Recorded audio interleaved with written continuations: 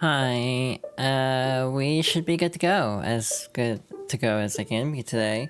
Hello, welcome on in. Why does my mic look like it's not centered? It looks like it's slightly tilted to the side. And I'm like, oh, thousand door jump scare? I don't know, it just looks slightly off, so I'm adjusting that really fast, because it's gonna bother me if it's not, like, level. It's better, I think. Anyway, hi, oh, it still looks off same. Maybe my vision's just bad, and because I'm looking at it at an angle. Maybe it's just me. Anyway, hello. I hope everyone is doing okay today. How's everyone doing? We are gonna get started real quick, because I have a lot to do today. I would like to finish the entire rest of the post-game today. That's a tall ask, and I might have to leave out a couple things. But we'll see. But yeah, with that we can jump over to the game once again. Again, thousand door music playing, but this is very funny in hindsight. I didn't reset the webcam tracking, didn't I? That should be good. Alrighty then, let's get started. So, once you beat the Pit of 100 Trials once, you have a special mover puny show up. Hey, what's up? I'm a mover. I know a few things about getting through this dungeon. I got a special deal going on right now where I can take you straight to level 50. Costs a little extra though. So, to go to level 50, it takes 300 coins. Which is definitely a lot. Alright, close your eyes. My secret paths are secret. Don't open your eyes at all. But, you might recall at the end of the previous stream, we actually got a trouble that takes us to floor 50. So, we can just go straight here, because we've already done this. Anyway, actually, I am curious, does Bella have anything to say about this?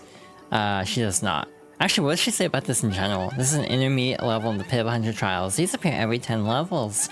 At least there's a pipe to take us back to the entrance if you want to bail. Then again, we'd have to fight our way back down to this level again. Better to think it through before you do anything hasty, know what I mean? So this is part of the trouble. What does it say, actually?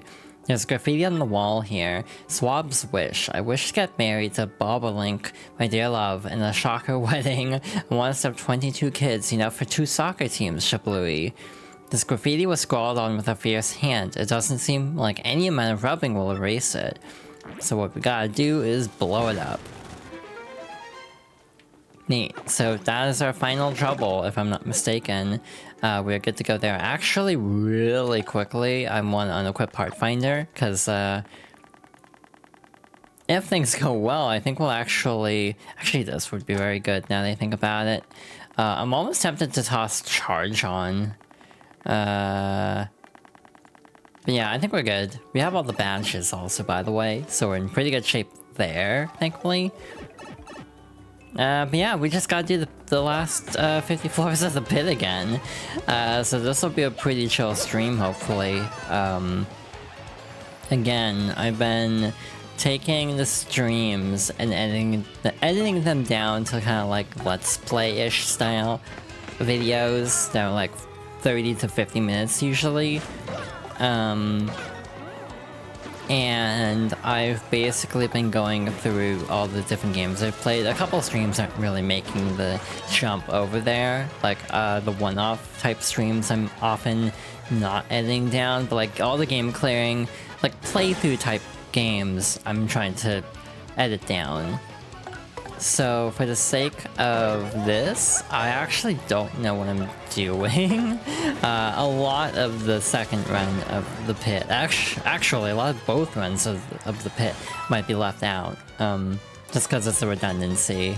A lot of, you know, similar fights to the main game. So yeah, we'll see how much I actually decide to keep of this. So, ultimately, the other interesting thing about this is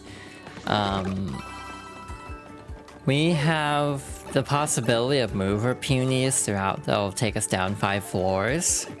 Basically, our luck here largely depends on if the mover punies show up. And if so, how many? Because if we get a lot of mover peonies, we'll be in pretty decent shape, actually.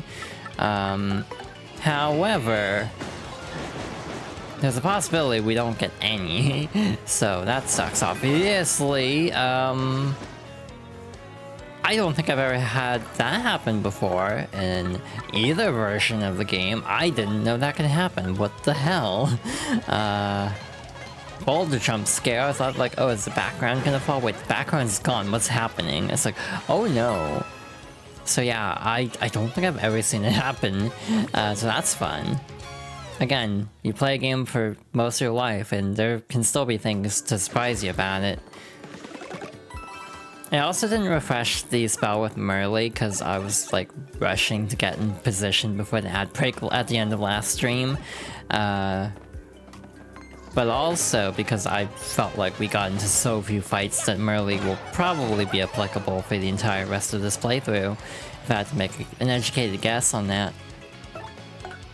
There are a couple of items I do also want to keep in our inventory. Mostly the zest meals can be used to make one other thing I forgot about, so I'll have to make sure to do that. The other biggest problem we're gonna run into in, well, this sucks. The other biggest problem we have in the pit is we have to conserve resources a lot more than in the first run, because in the first run we could kind of just breeze our way through because we're getting so many level ups. We will not be getting that many level ups in this run, meaning we actually have to be a lot more choosy about when we actually use resources.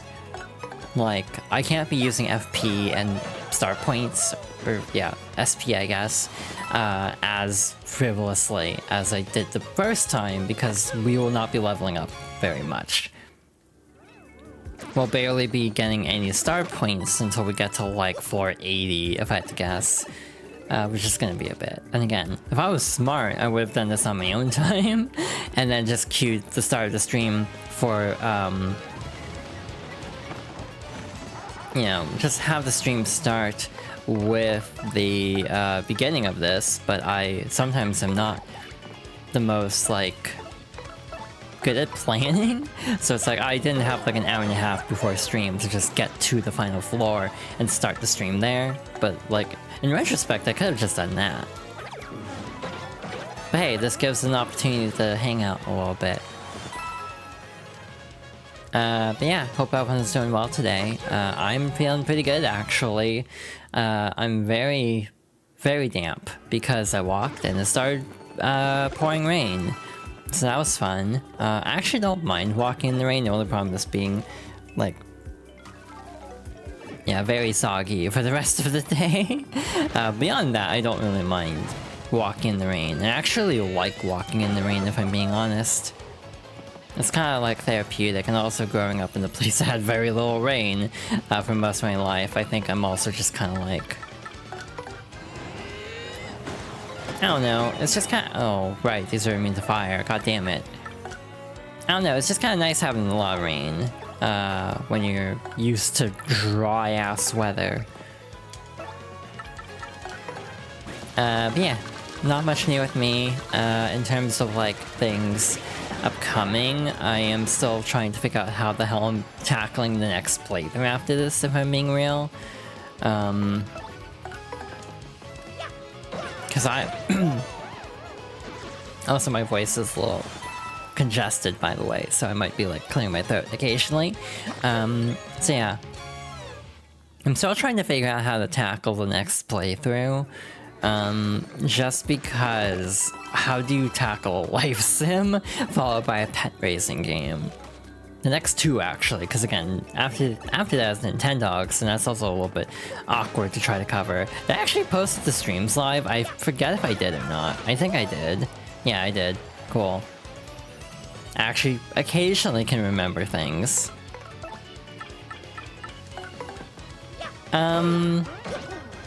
I feel like I was screwing that up, because I noticed Mario kind of flailing a bit. I'm trying to figure out what that was all about. I was trying to do the stylish timing, but I think I screwed it up. I'll hit the 1 at least. That's not too bad. We have Zap Tap on, so we can't have anything stolen from us, even if we fail the supercard timing. So that is very helpful. I'll probably take Zap Tap off at some point, just because its use case is so limited.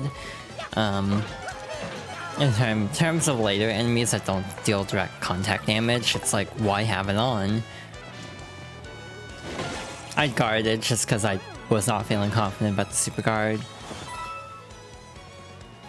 Mainly with the clear bonus every time, it just feels like every fight takes a lot longer. Again, I would imagine that you could save like a whole several minutes by just that cutscene, or that little animation not being there in the GameCube version. It adds up. I will also have to see if my Amazy Daisy luck holds, because last time we got so many Amazy Daisies, we leveled up like exponentially more than I was expecting, and we still leveled up. I was expecting to level up quite a bit. So, yeah. I'm also not getting good item luck, which I'm a little bit unhappy about. Because there's the possibility of getting items from enemy drops, and therefore, actually getting items might help us, not only for getting through the pit, but also for recipes' sake. Because they could drop like a fire flower, or various things that we could actually use for crafting. So yeah, just kind of like one of those things that would speed up a later part of the playthrough a little bit. But again, I'm hoping this is the final stream of this game. Just because we are getting very close to the end. God damn it. Stay still. But yeah, we're almost there. And again, it's like this weird, awkward no man's land of like how much is left of the game. Where it's like, I don't think there would be enough left over for another stream, but we might have to push along today in order to actually get through what I want to do today. So this might be a long stream. I might pay for it tomorrow. I'll most definitely pay for it tomorrow if it's a long stream, but we'll see. Tomorrow is also my streaming anniversary, I should mention, 9/9. So I might actually stream again tomorrow if I have it in me after today. If not, you know, shrug. It is what it is, but I would almost like to do something special tomorrow. The problem is I have no clue what I would do tomorrow. It's like, I want to do something special. Yeah, what?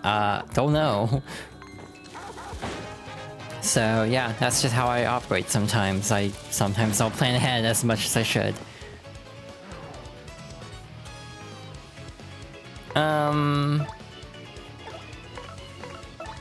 Heck it. Well, we'll do this. It's been a hot minute. I'm trying to think of anything else to say. Yeah, we have two very unconventional Fox Girls favorites coming up, which I'm not exactly looking forward to, just because structurally it's gonna be a little bit awkward. Oh, hi Aiden, welcome on in. I hope you're doing well. Again, we're just going through the Pit of 100 Trials again, so this is gonna be very low-key as we wrap up this game, hopefully. Hope you're doing well. Floor 60. So we are a fifth of the way through what we are doing today. We have not seen a single mover puny, so that is a slight bummer actually, because again, if we got mover punies, this would speed this up considerably. But also, I know my luck. We did 17 damage. Wrapping up work, hell yeah. Or was that was just 7 damage, my bad. Wrapping up work, hell yeah. Hope work was good.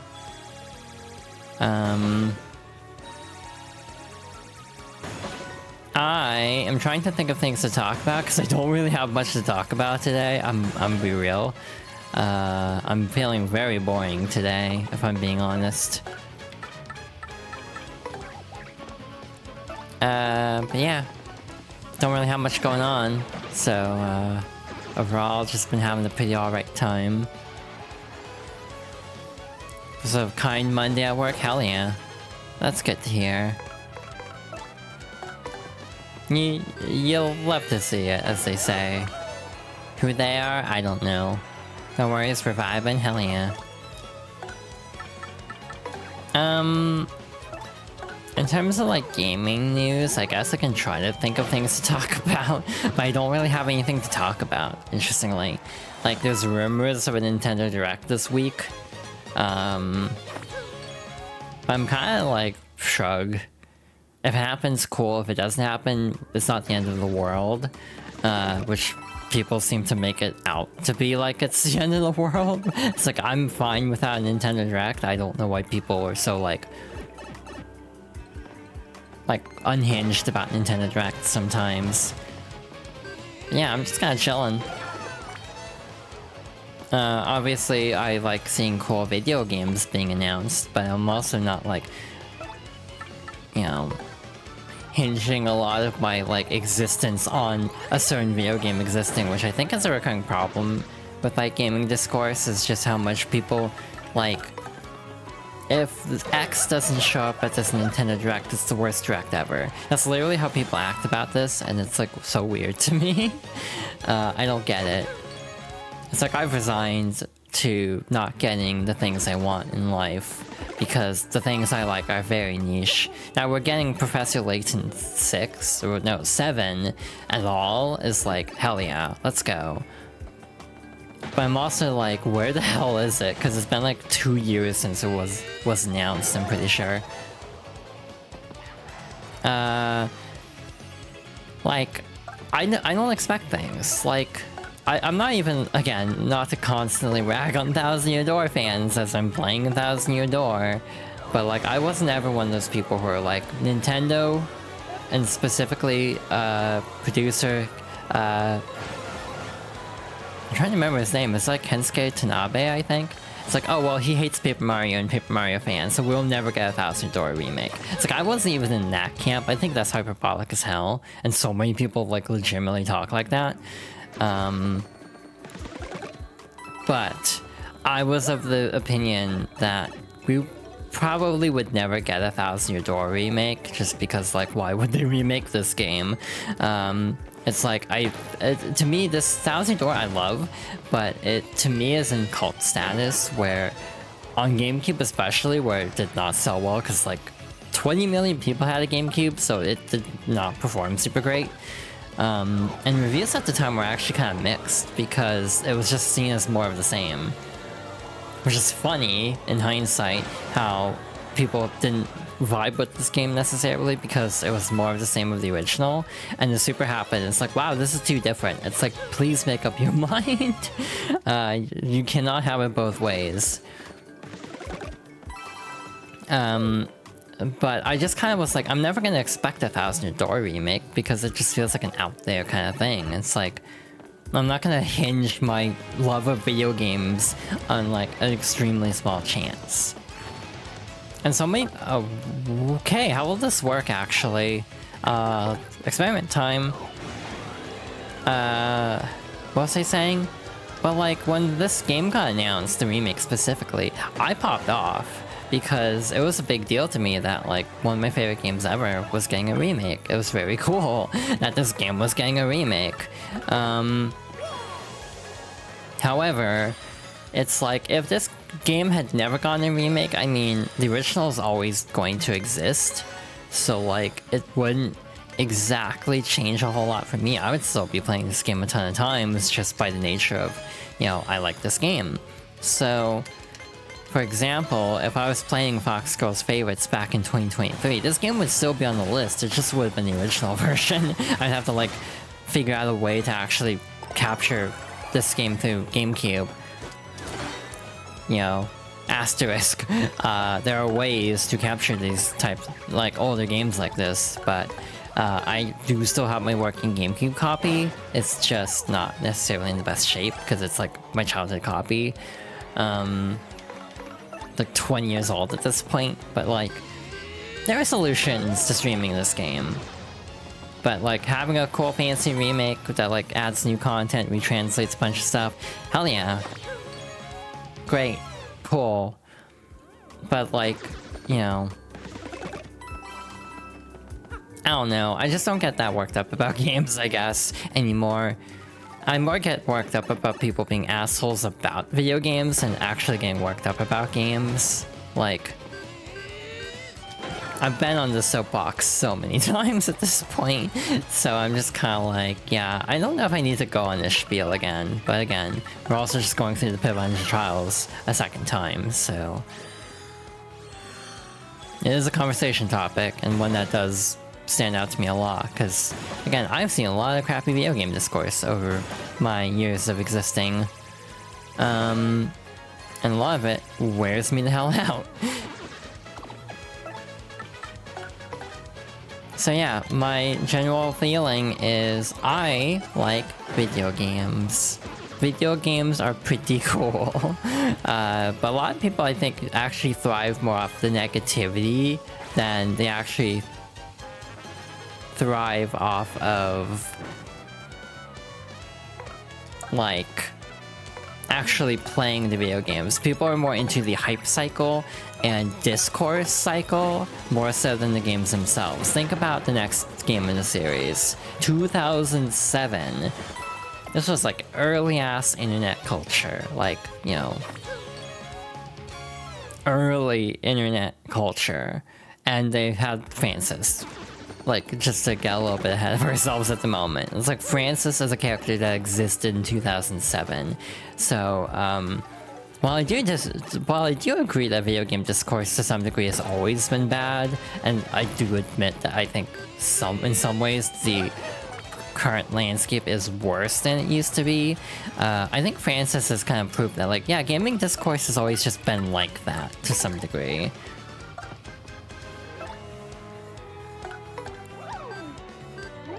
Like, the whole thing about, like, I love going on message boards to complain about games I've never played.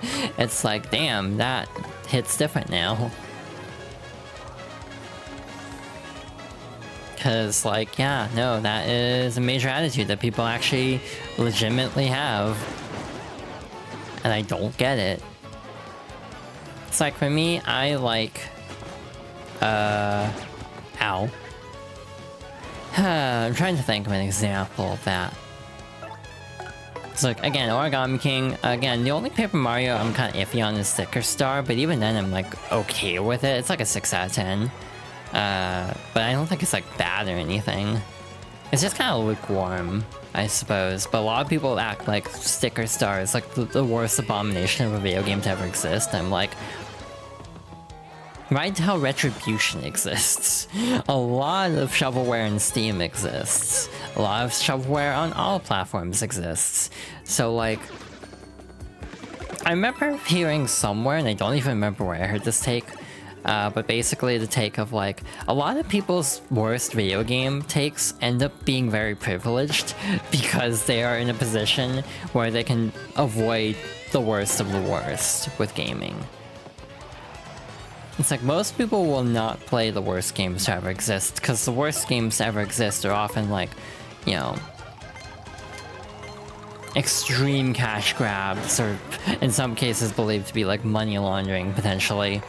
So yeah, on a relative scale, I think, in a lot of ways, you know, it's actually kind of remarkable how easy it is to avoid bad video games in some ways. Again, I could really go for a mover puny right about now, because, like, if we have to go through all 50 floors vanilla, this is gonna take a while.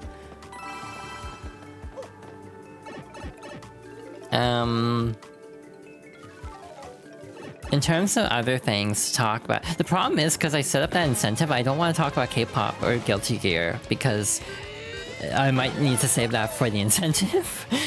So I'm always just kind of hesitating to just say stuff like that, just unprompted, because, like, wait a minute, but the incentive. Shoot, I forgot that you could fail that. Awkward. What the hell do we do here, actually? This is a pickle we found ourselves in. Again, we might not get through all the game. I might do a second stream and break it up at this rate. Hi, Eden. Thank you for the redeem. I was thinking about something interesting about K-pop the other day. Since I got redeemed, I can actually talk about this. Or, I mean, I could talk about it anyway, but you know what I mean. My computer keeps making little clicky poppy noises, and it's making me very nervous that something's wrong with it. It could just be like a fan clipping it, like bumping a cable or rattling a cable. It's probably not anything actually bad, but it just makes me nervous whenever I hear it. Well, that sucks. You can't even super guard like this. It also doesn't seem to... Well, Zap Tap still works, so that's something at least. I was thinking about like the trend of crossing over K-pop and video games the other day. This is something I actually saved as a topic for this very purpose. But it's kind of interesting looking back at the overall trend.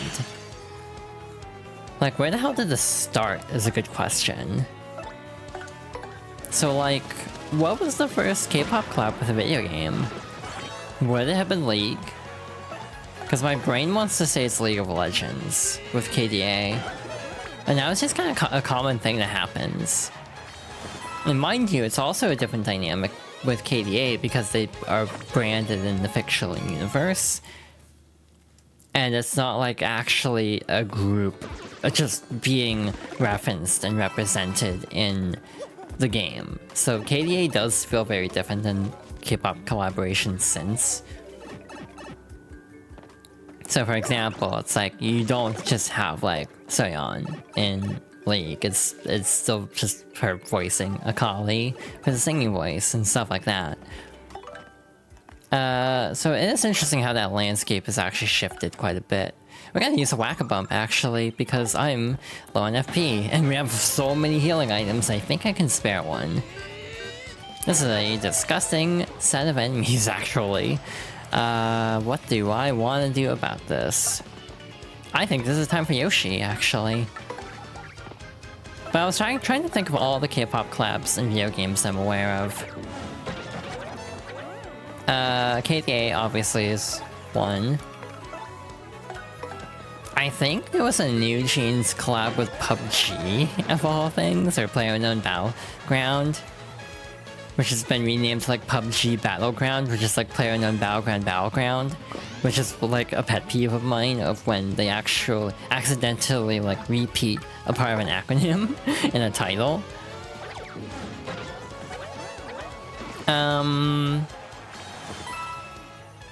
Obviously there's Lil Seraphim in Overwatch.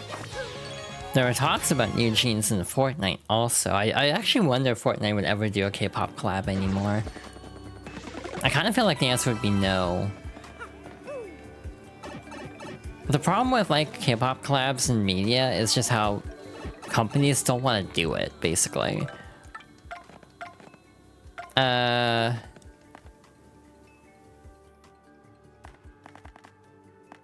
Fire Drive actually Quake Hammer might be the most expendable of what we have. Yeah, actually so. I don't know about Power Jump also. We're not really using that, or Power Hammer for that matter, so I might instead swap into Spike Jump so we can actually deal with Koopa Trolls a little bit more easily. Or Spike Shield, yeah. So we can do this, flip him over, and not have to worry about him. I found out about a really specific collab. So there was like a thing where like iHeartRadio was doing like concerts within Fortnite. And one of the artists for this was actually Idol. I did not know that until recently. Which was definitely a little bit mind-blowing at the time. Like, wait a minute, there was technically an Idol collab in Fortnite, just not the one, not in a literal sense, basically. It's very funny how much of the song Queen Card they had to like leave out because Fortnite is very much trying to be a fairly clean game, so they censor a lot of song lyrics, and a large portion of Queen Card's chorus has to be left out, which is very awkward. Wow, thanks Marley, thanks for the 8 star points. Really coming in clutch here. Again, there have been times when I've gotten Merly in a boss fight that drops like 20 to 30 star points and that gets doubled. That's really good when that happens. This is like, it's fine. But I'm also trying to think of other K-pop collabs in video games, and I can't think of any off the top of my head. Obviously, there is a lot of K-pop in Fortnite as playable songs. And, you know, Just Dance has KDA. One Girl's Generation song, which to me almost feels upsetting, because it's like, wow, I wish there was more.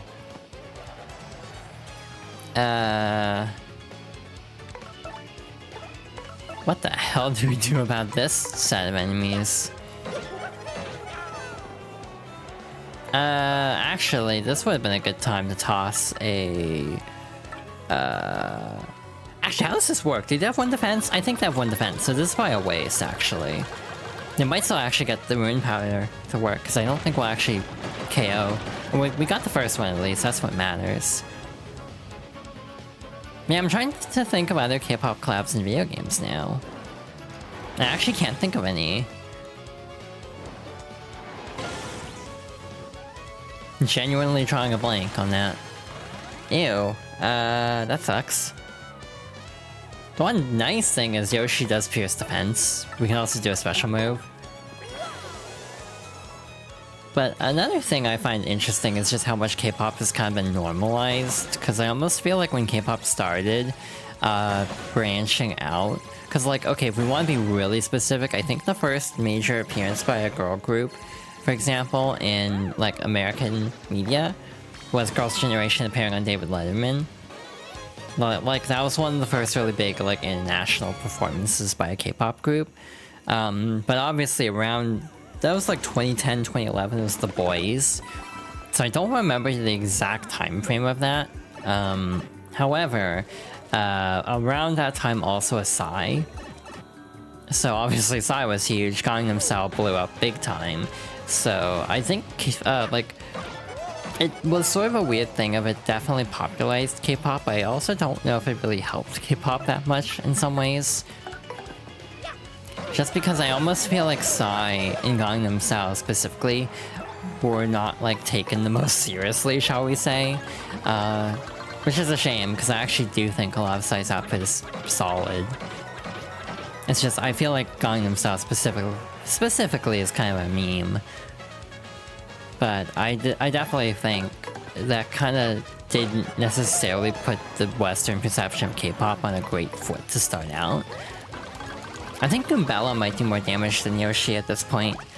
Yeah, I think so. We might swap in. But we do want to continue using like head bonk and jump style moves, because that'll keep them from flipping back up, basically. But it's kind of interesting that, like, K-pop is now kind of mainstream. Thanks, K-pop Demon Hunters. And also just, like, Korean media in general has gotten a lot more mainstream. Like, K-dramas are just released here through Netflix, for example.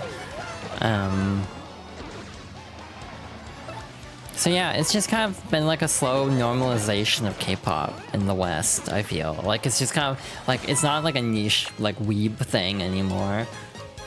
I know it's not actually a weeb thing by the nature of it not being Japanese, but just, like, thinking about the cultural perception of this, I'm being real, a lot of people don't think about that. A lot of people, like, I'll even joke about that too, I'm being real. I'm not gonna say I'm free of sin on this topic. But in general, I feel... creep. I have heard Korea boob. That's not easy to say. But I have heard that actually used as a term for that. But the interesting thing is, yeah, that kind of goes back to what I was talking about during the, Luna's just playthrough about like Orientalism and how a lot of things just kind of get lumped together from Asian cultures. So like Korean and Japanese media often get conflated, and Chinese too. A lot of people dismiss like a video game as like, you know, Chinese trash, and it's like, one, why are you just immediately judging this game with an anime art style as trash? Two, it's not Chinese, so like what the hell? So like, I'll fully admit with a lot of gaming discourse of this nature, I can be very defensive. And then, yeah, I do apologize if I ever come off that way. Like, if I come off very bullheaded about things like this. But it's partly because I have seen a lot of legitimate racism, because it can very easily skew in that direction.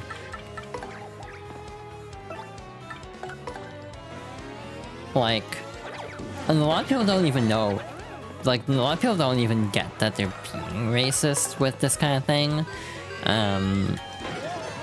Which is part of the reason why I point it out so much, and also part of the reason why I ruffle feathers sometimes, because I'm very, yeah, bullheaded about this. It feels like there are times when it's like people would rather just not have me say something so they can enjoy the media they like, or continue making the jokes they like, and I'm like... I mean, I get the logic of that, but I also don't have to like it. It's like, I'm a firm believer of, like, I think of The Good Place, not to get into spoilers of The Good Place, like, this is season 3, or, yeah, season 3, specifically, where it's like,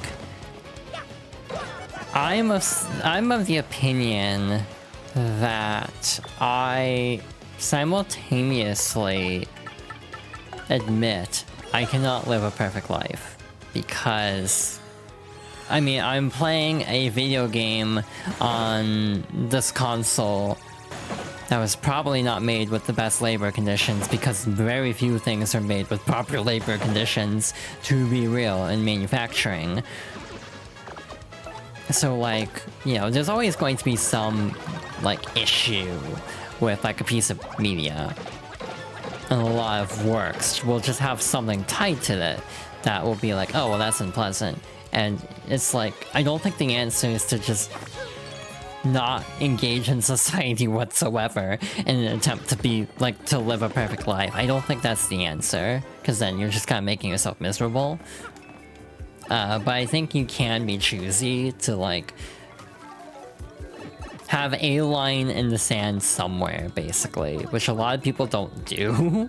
A lot of people don't really want to ever draw a line in the sand. Even if a piece of media has been directly tied to something harmful, very harmful in some cases, people will still support it just because I don't want to, like, you know, perfection is the enemy of good and all that kind of stuff, but, like, actually, that's not the proper metaphor for that, but, like, you know what I mean. Basically, like, excusing things because, like, well, everything's tied to something bad, so I guess I might as well just, you know, live my life completely, like, carefree. It's like, I don't think that's the answer either.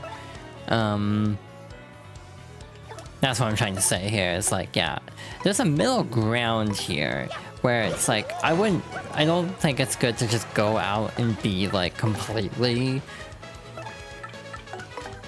you know, like, I don't care that everything is tied to something bad, because everything's gotta be tied to something bad, kind of, like, there are specific creators I will avoid supporting, just because their works support harmful practices, and, like, the constant argument is, well, like, everything is tied to something bad. It's like, yeah, but you can draw the line somewhere. Yeah, that's just kind of my stance, so... like, for example, I have all the consoles at the moment. I am actively moving away from playing games on my Xbox, and I'm basically trying to calculate how to move my library from Xbox to something else.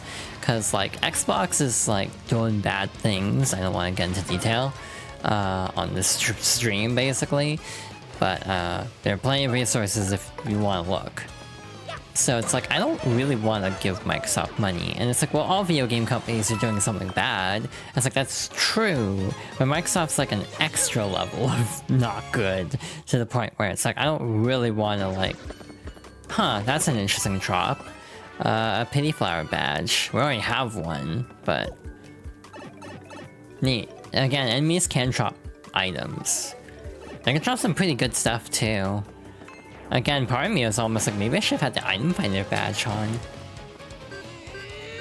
So yeah, it's basically just like trying to find your own personal like boundary for this, I guess, for lack of a better term.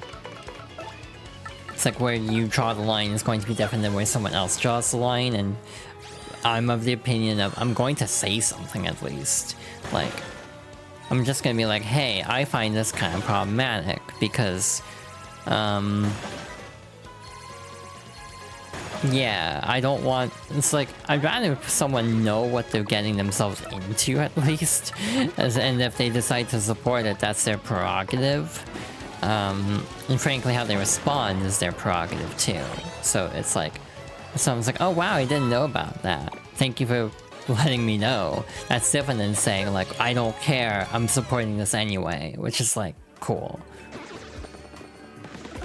I at least try to approach things with an informative lens before I try to just be stubborn entirely and be like, wow, okay, this person's just being an asshole about it. But like, people have gotten on me for like being too terminally online, of all things, just because I learned about video game controversies a lot. Like, I've basically had people tell me to touch grass because I hear about a lot of the horrors of the video game industry and will bring them up when they are relevant. It's like, and then people will be like, I've never heard about that. I think you're just online too much. That's literally what people have told me in so many words. So yeah, it makes me wonder if like my approach is bad, or it's like maybe I'm too stubborn about things. Like, I don't know, it makes me wonder how I actually go about conveying information like this sometimes. I don't know what the stylish move is on this. I actually like never use this badge, to be honest.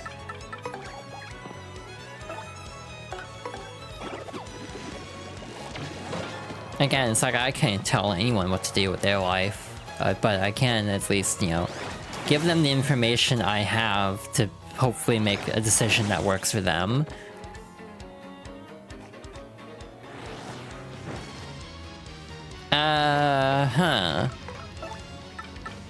We are kind of burning through a lot of items, and we're actually at the very beginning of the... We're like halfway through, basically. Which isn't a good feeling. I'm going to be real. It's probably going to be a solid like 2 or 3 fights until we get there. You have similar thoughts but can't think of the words? I mean, that's fair. I mean, I think, like, for me, I think entertainment is something keeping me grounded in a lot of cases. So I feel like for me, I am, like, going to keep playing video games. I'm going to keep, like, listening to K-pop. But, like, you could point to, like, oh, well, the K-pop industry is bad and evil because XYZ. And it's like, that's true. However, if I'm just like sitting in my room, not doing anything because everything is attached to something bad, then I'm also like living a pretty crappy life at this point. Please tell me I selected level, go down 5 levels and not return to the surface. Cool. I had a brief moment of panic there because like, wait, which did I select? Oh wow, we're at floor 91. That mover, the 2 movers we got allowed us to skip some very hard fights.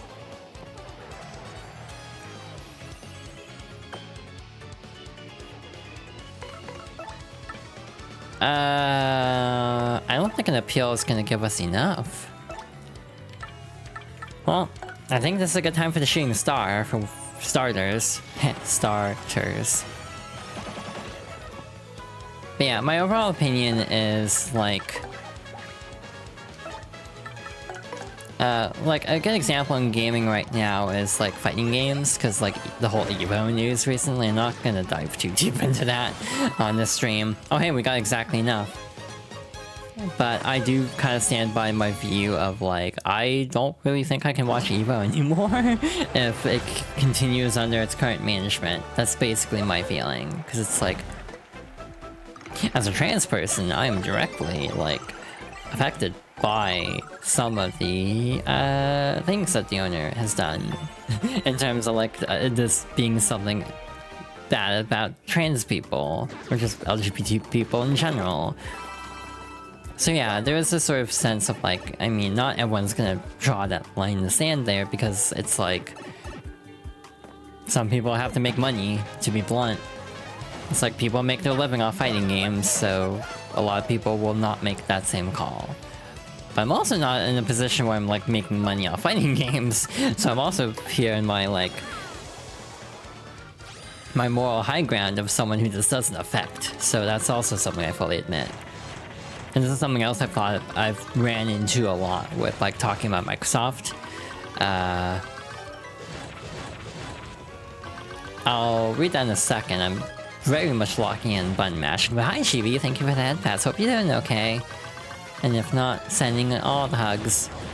Might not be the best wording, but it's a matter of choosing which causes you want to fight and advocate for. Like, we can't do everything to solve the world's issues, but we can choose which ones to focus on, while others focus on others. Yeah, that's a good way of putting it. For me, hi. I'm a transgender Asian person. So like, my focal point on a lot of things ends up being on those two issues. And it's one of those things where it's like, is that very like limiting in some ways? Yeah. You know, there's sort of the discussion about like one issue kind of people, where it's like, oh, they're only focused on one issue and nothing else. It's like, yeah, that's the case, but this issue is a big one to me, so... Wait, this is stupid. Why am I doing this? Oh, this is gonna blow up in my face, literally. Yeah, that was a choice on my part. What the hell was I thinking? Is this gonna be enough to kill, actually? Shoot. Well, that's bad.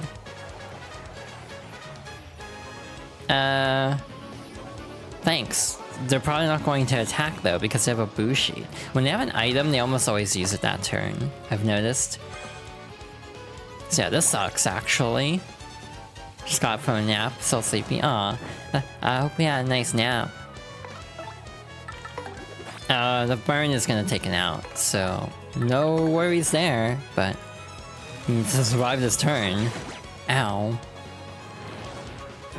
Yeah, we were just on like a real talk tangent also, so I don't know if I should change the subject, but yeah, I agree with what Aiden said. It's like, and yeah, for me personally, my lens is very focused on like anti-trans stuff at the moment and anti-Asian stuff at the moment, because these are things that directly affect my quality of life. And again, that might be a very narrow view, and some might be like, oh, why aren't you focused on this issue or that issue? It's like, one, I have limited spoons, but two, I feel like I also focus on like too many issues sometimes, to the point where I overwhelm myself. What the hell do we do about this?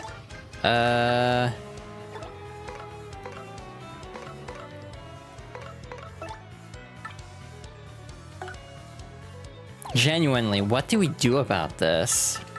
I think Flurry and Showstopper might be our best bet here. I don't think it will work on all of them, but if we can thin the pack a bit, that will help a lot.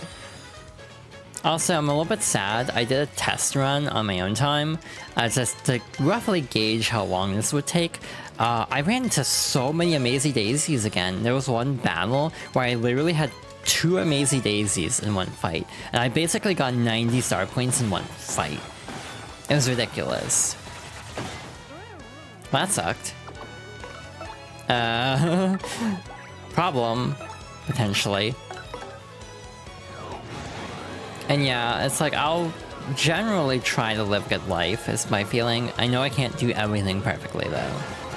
That's kind of the thing I've accepted. It's like, yeah, no, I can't live a perfect life. That's impossible. Again, going back to the good place, just as an example of that. But, yeah, I can still try. Like, that doesn't mean, well, it's like, oh, if you can't live a perfect life, why try to be perfect? Why try to live a good life at all, is how some people approach this, which is like, I think that's a weird-ass jump, personally. At least that's just my personal stance on that. We're in a weird spot, actually.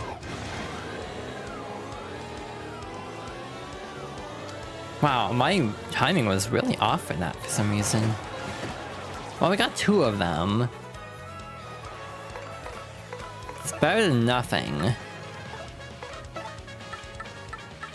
Does this hit?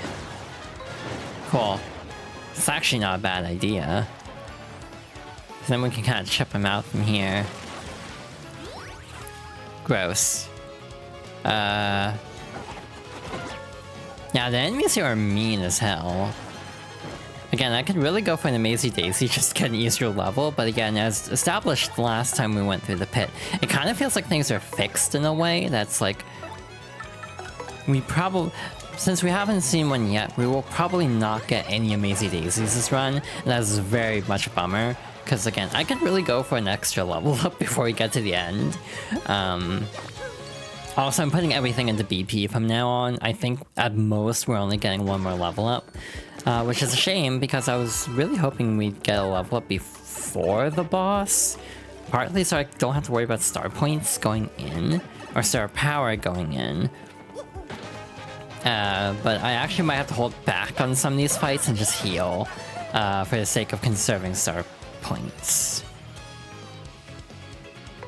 Like, how the hell do you fight a bulky bomb, or bulk easily? But yeah, that's kind of my stance. But a lot of people are just like, yeah, I shouldn't... Why do I worry about anything? And it's like, well, that's also not good. It's like people who just don't care about causing harm because they can't be perfect. It's like, that's not the solution either. IMO. I should have done the bigger jump, actually. Though that still wouldn't have killed. Oh my god, I actually got it. So yeah, they don't actually attack. Like, what the hell do we do here against this? Now that the fuse is on fire, I suppose this is what we should focus on. So yeah, avoiding fire. Again, we did not get a good enemy pattern for the final 10 floors, and that bums me out, because, again, I could really go for an extra level up.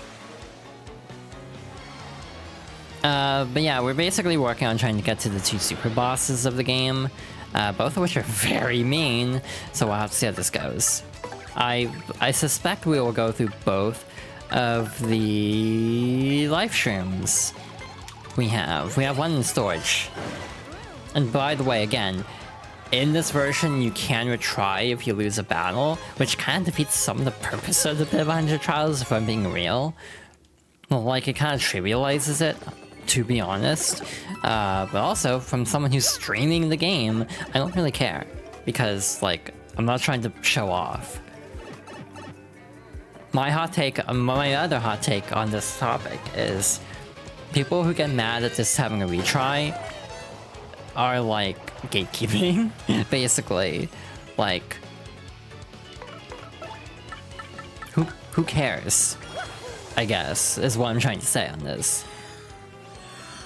Like, who cares if someone retries the Pit of 100 Trials instead of wanting to go through all 90 floors up to where they died? Like, that's stupid. Like, why would people get upset at that?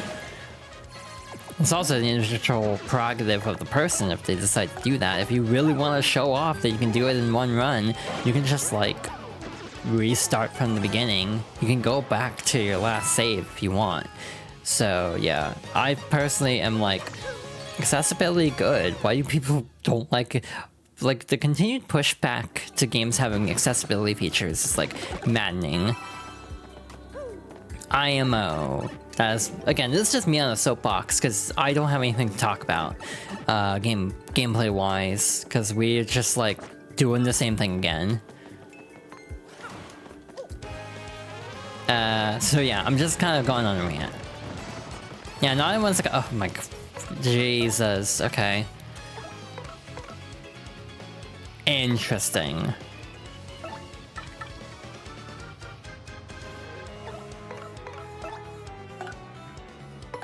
I wish I had enough for a supernova right now. This is stupid, but I'm gonna do it anyway. I'm gonna do this art attack, I'm only going to attack the Amazing Daisies. To make sure I can do fast enough circles to potentially kill them in this one turn. I don't think this is enough, actually. Oh my god, we got him. Let's go. Okay, so we might get a little beat up here, but we're also getting a level up, so I can't really complain. Vivian can actually finish off the wizard, which is great. Yeah, I realized in the past few years, partly from coming out as trans, I've gotten very stubborn. Partly just because, people are weird about trans rights in a lot of cases, so that's made me more stubborn on trans rights. Wow, we almost got a full level up from those 2 Amazing Daisies. We're immediately back up to 80 star points. Jesus. Oh, 78. Well, close enough. So yeah, continuing to put everything into BP from now on. Well, again, if we luck out, we might get one more level. I don't think so. We might get it on the boss. I don't think we're getting it from floor 99, unfortunately. So, yeesh. I gotta be careful with, resource management in this next fight. But speaking of the next fight, I think I'm gonna just stop here, because we got ads coming up. So yeah, I'll go, get up and stretch and hydrate, use the bathroom and all that, as usual, and we'll resume and finish the pit, and then do the other super boss. Hello, I have returned, so we're gonna hop right back into the game because I want to finish the game tonight. Pause the music, hop back to it.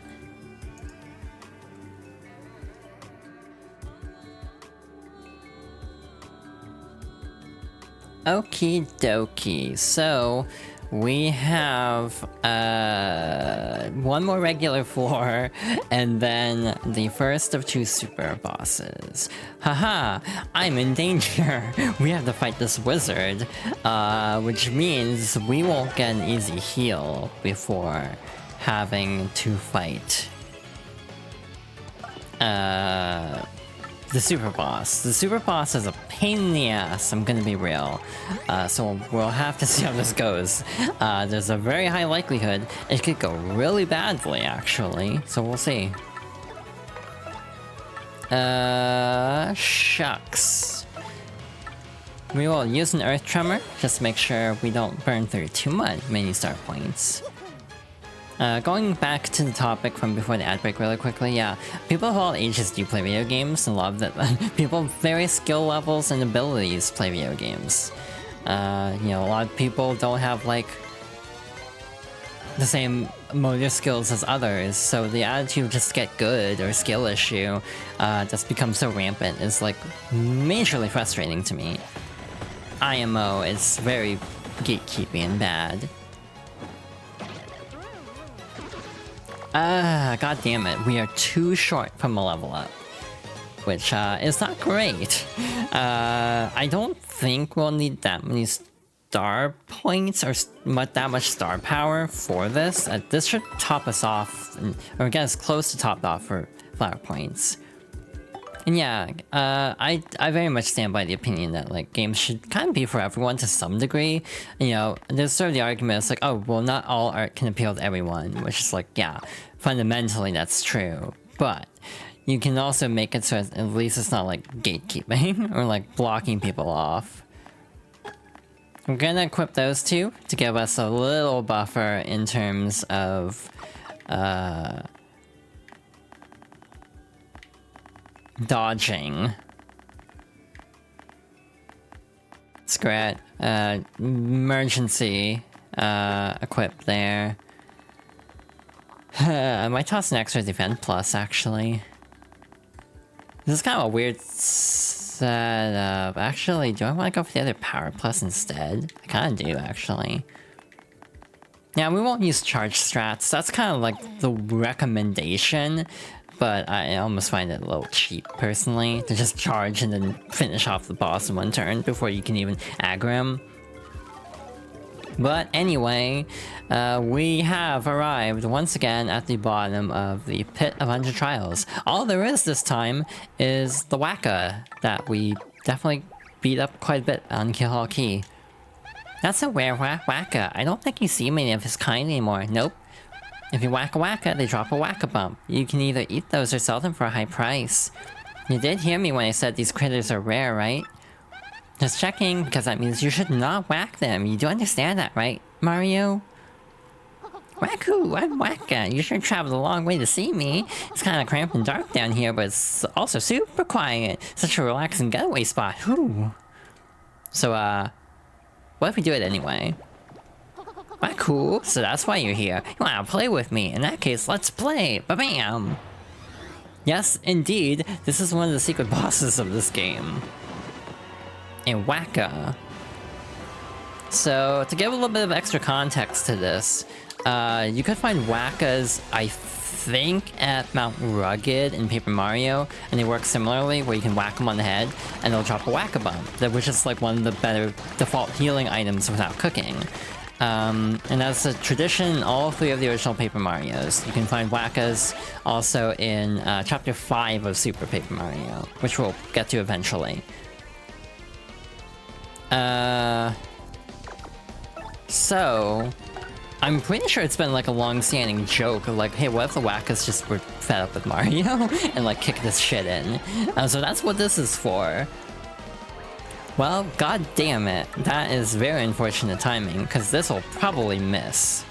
So the gimmick of this fight is every time we whack Waka, it'll drop a Waka Bump.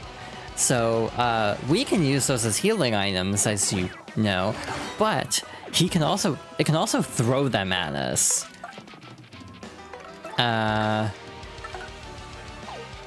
The first turn, Fog, sucks, meaning we can't really do anything about this. We're just kind of stuck here, unfortunately. That's a Waka. They're pretty rare, but you can also find them hiding in Kihal Key. He's got a max HP of 108, an attack of 10, and a defense of 1. Never expected to run into one of these guys all the way down here. When he's attacked, he'll drop a Waka Bump. Then he'll use that bump for a powerful attack of his own. That means we should try to use as few attacks as possible to keep him from dropping those Waka Bumps. Seriously, I never expected to find a Waka. It's so hard to tell what they're thinking. But it gets really scary when he's mad, but I hope we don't find out. Yeah, no, we just kind of burned a lot of star power for nothing.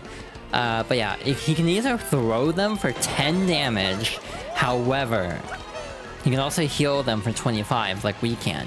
But there are also red Waka Bumps. These deal like 25 damage. I am not kidding. They will wreck you very quickly. So yeah. I really appreciate this, actually. As someone who's put a crap ton of time into Thousand Year Door, I like having really powerful super bosses in the game, not gonna lie. Also, there are a lot more stage hazards just randomly happening, mostly to hit Waka, so you can't avoid Waka Bumps. Like, every time Waka gets hit by like a stage hazard, he'll drop one. So it's designed to create as many as possible. We had the defense bump, at least, so we weren't completely SOL from the word go. Yeah, this boss is no joke, and hey, guess what? This is the easier of the two. Not gonna lie.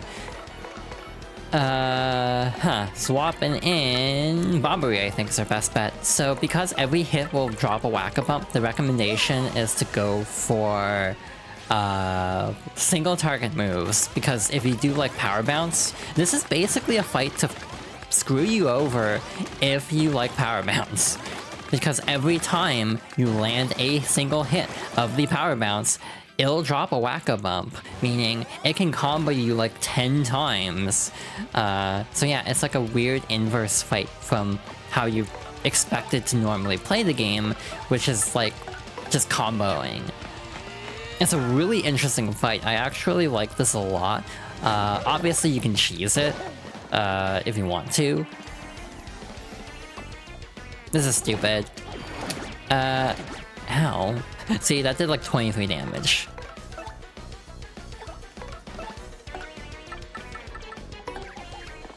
How gutsy am I feeling right now?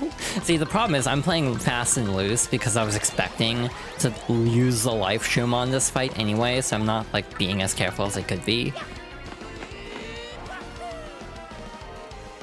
So yeah, this is the easier of the two. We'll get to the second super boss in a moment.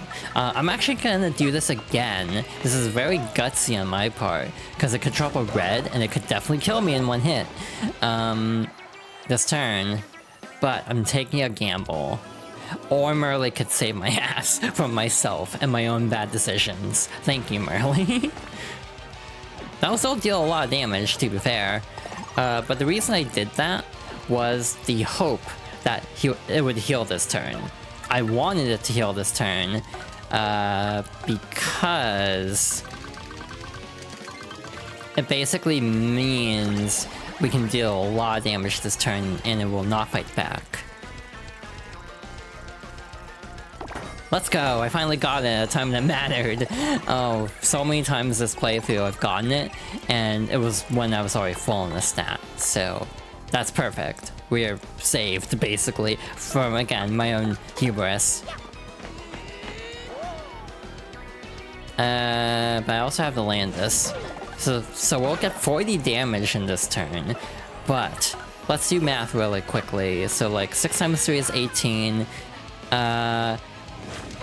If we can't superguard those, we will take like 80 damage this turn, potentially. This is not a joke. Or the lucky badge can come in clutch. Ow. Okay, Goombella still died. It's fine. I was expecting this. So yeah, this is why I equipped the lucky badge. This is also why I equipped the this is also why I kept the life shroom around. Oh, Goombella finishes the fight, I guess. I kind of spaced out for a moment. Hi, Icy. Thank you for the head pats. We just beat Super Boss 1 of 2. And got another level up. This will be our final level up for this playthrough, probably. Yeah, I think this is a really fun fight, actually. Like, it's just very goofy. Like, fighting a Wacka and having it be the Super Boss is the third highest health after Bonetail and the Shadow Queen, I think. I don't think anything else comes close, in this at least. Wacka-hoo, guess I lost, but that was fun. Hope to see you again sometime. I'm pretty sure you can fight him as many times as you want to, if you want to do the pit run again. You got a gold Wacka Bump, a shiny Wacka Bump obtained from Wacka. It sadly, question mark, cannot be eaten. Again, that was the easier of the two boss fights, if you can believe it. So, this is a fight where you are heavily encouraged to superguard. The other fight we'll be doing, you literally have to superguard. If you do not superguard, you cannot beat the fight. Also, the move you're superguarding is infinite. It will go on into perpetuity until you die, and it also does like 25 damage per hit. So, fear. Big fear. We'll see how this goes. Alrighty, into the door. First things first, though, we actually want to go over here to finish off the trouble. Final trouble of the game. And all we have to do is talk to Swab over here. So you erased my graffiti, Sharpuff.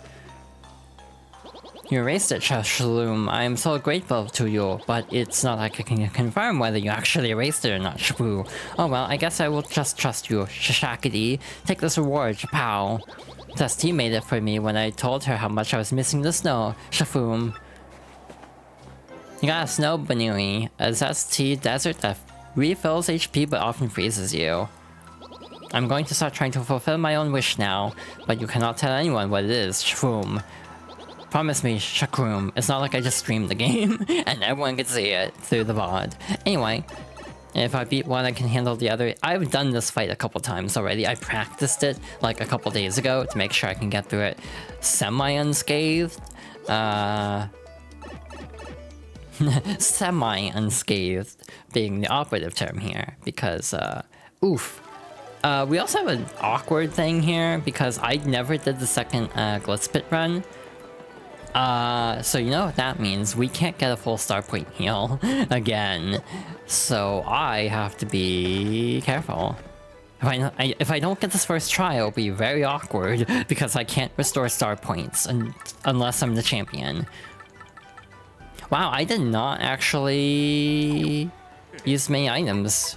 Damn, that was a clean run of the pit, actually. Do I not have enough extra life shroom? Oops, I thought I had an extra. Well, that's awkward. Well, doing it live, I guess.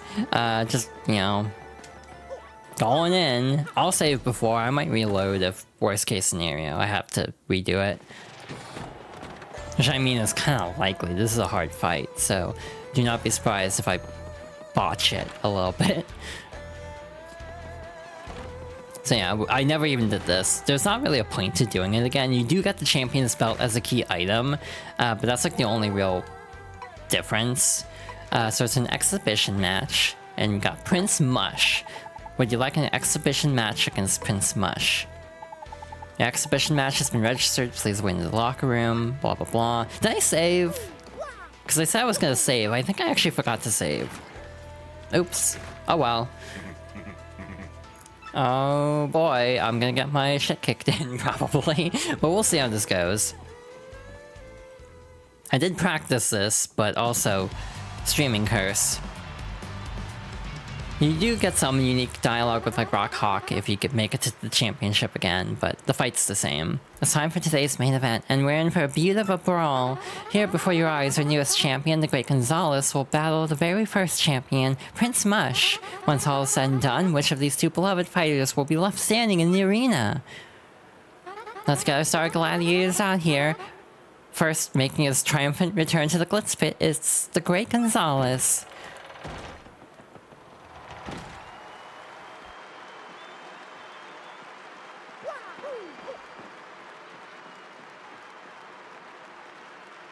An entrance! The crowd is going wild for Gonzalez, our third champion. And standing opposite our newest champion is the first ever fighter to bear the title. That's right, folks. Back in action and better than ever, ready for a royal return to the ring. Give it up for Prince Mush!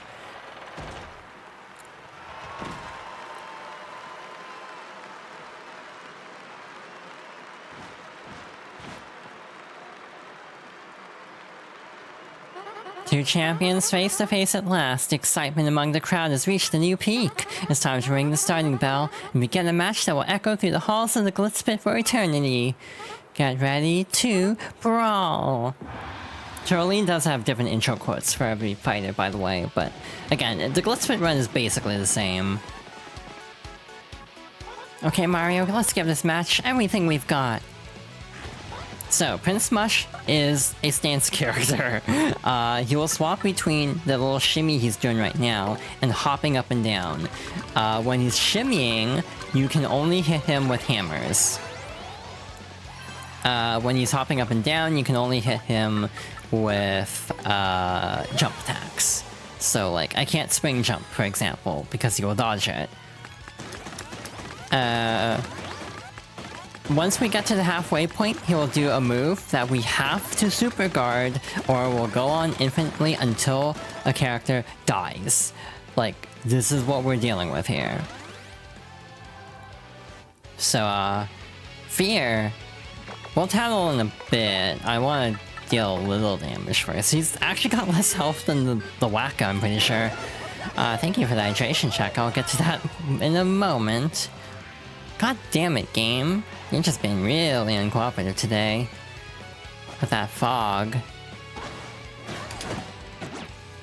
Oh yeah, he can also steal our FP. I kind of forgot that little detail.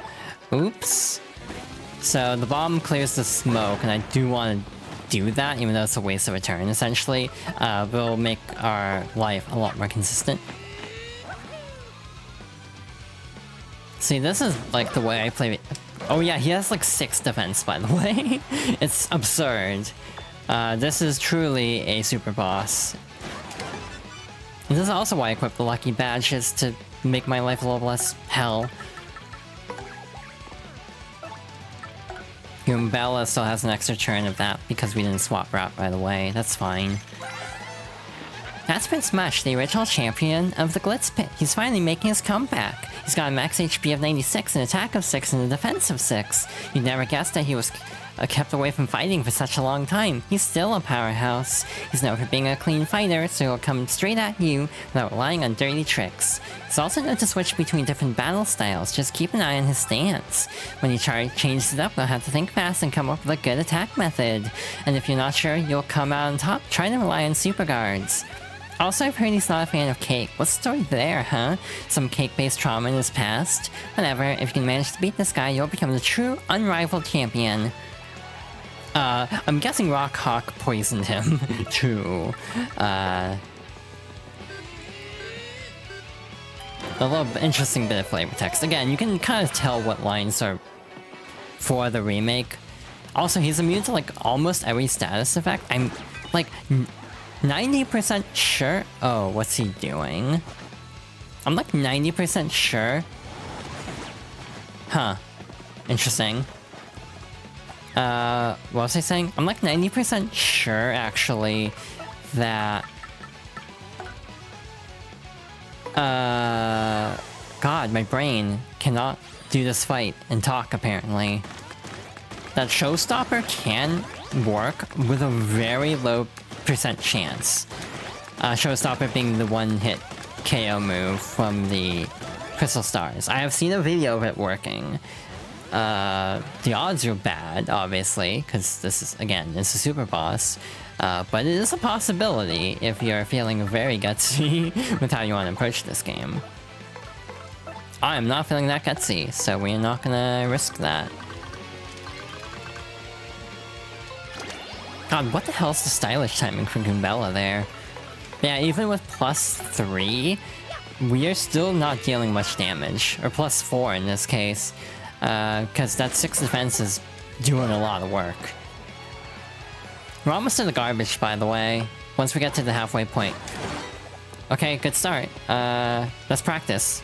So if you actually manage to super guard Prince Mush, his defense goes all the way down to 0. I'm pretty sure. Or it drops significantly. So yeah, we're doing a full 12 damage now. And also, he's no longer, you know, immune to status effects. So maybe that's the case. You have to, like, get him staggered, like, stun him, and then you can actually Showstopper, or something like that. But we'll do a clean 24 damage here in this one turn. But we have to survive. He's gonna go Super Saiyan. That's not an exaggeration. Fiery Spear is now burning within Prince Mush. Howie. So, if I'm not mistaken, he will basically guard everything we can throw at him from now on. Goombella, wanna test this out for us? Yeah, he is taking no damage, not even getting a 0 damage number. I'm tossing this mushroom as a safety strat because, again, his attack will do like 25 damage. So this will give me 3 tries to actually super guard this, potentially, as Mario. First try, let's go. Oh my god. Hell yeah. Alright, so now we can just style on him, I guess. Also, we did have our defense attack go back down, so... Hell yeah. Clean fight. And only 3 star points, because this is such a post-game fight that's like, why are you gonna go fight anything else after this? That's kind of the case for a lot of these games. Is like the Shadow Queen doesn't give star points. In the original, she gives 1. So strong. You got me beat, Mario. Who could have seen this coming? You couldn't plan a more ferocious battle. I mean, wild moves, raw power, flying fists of fury, what beautiful destruction. This was without a doubt, inarguably, definitely, absolutely, completely an extreme battle of the very highest caliber. But there can only be one winner, and this time it was the great Gonzalez.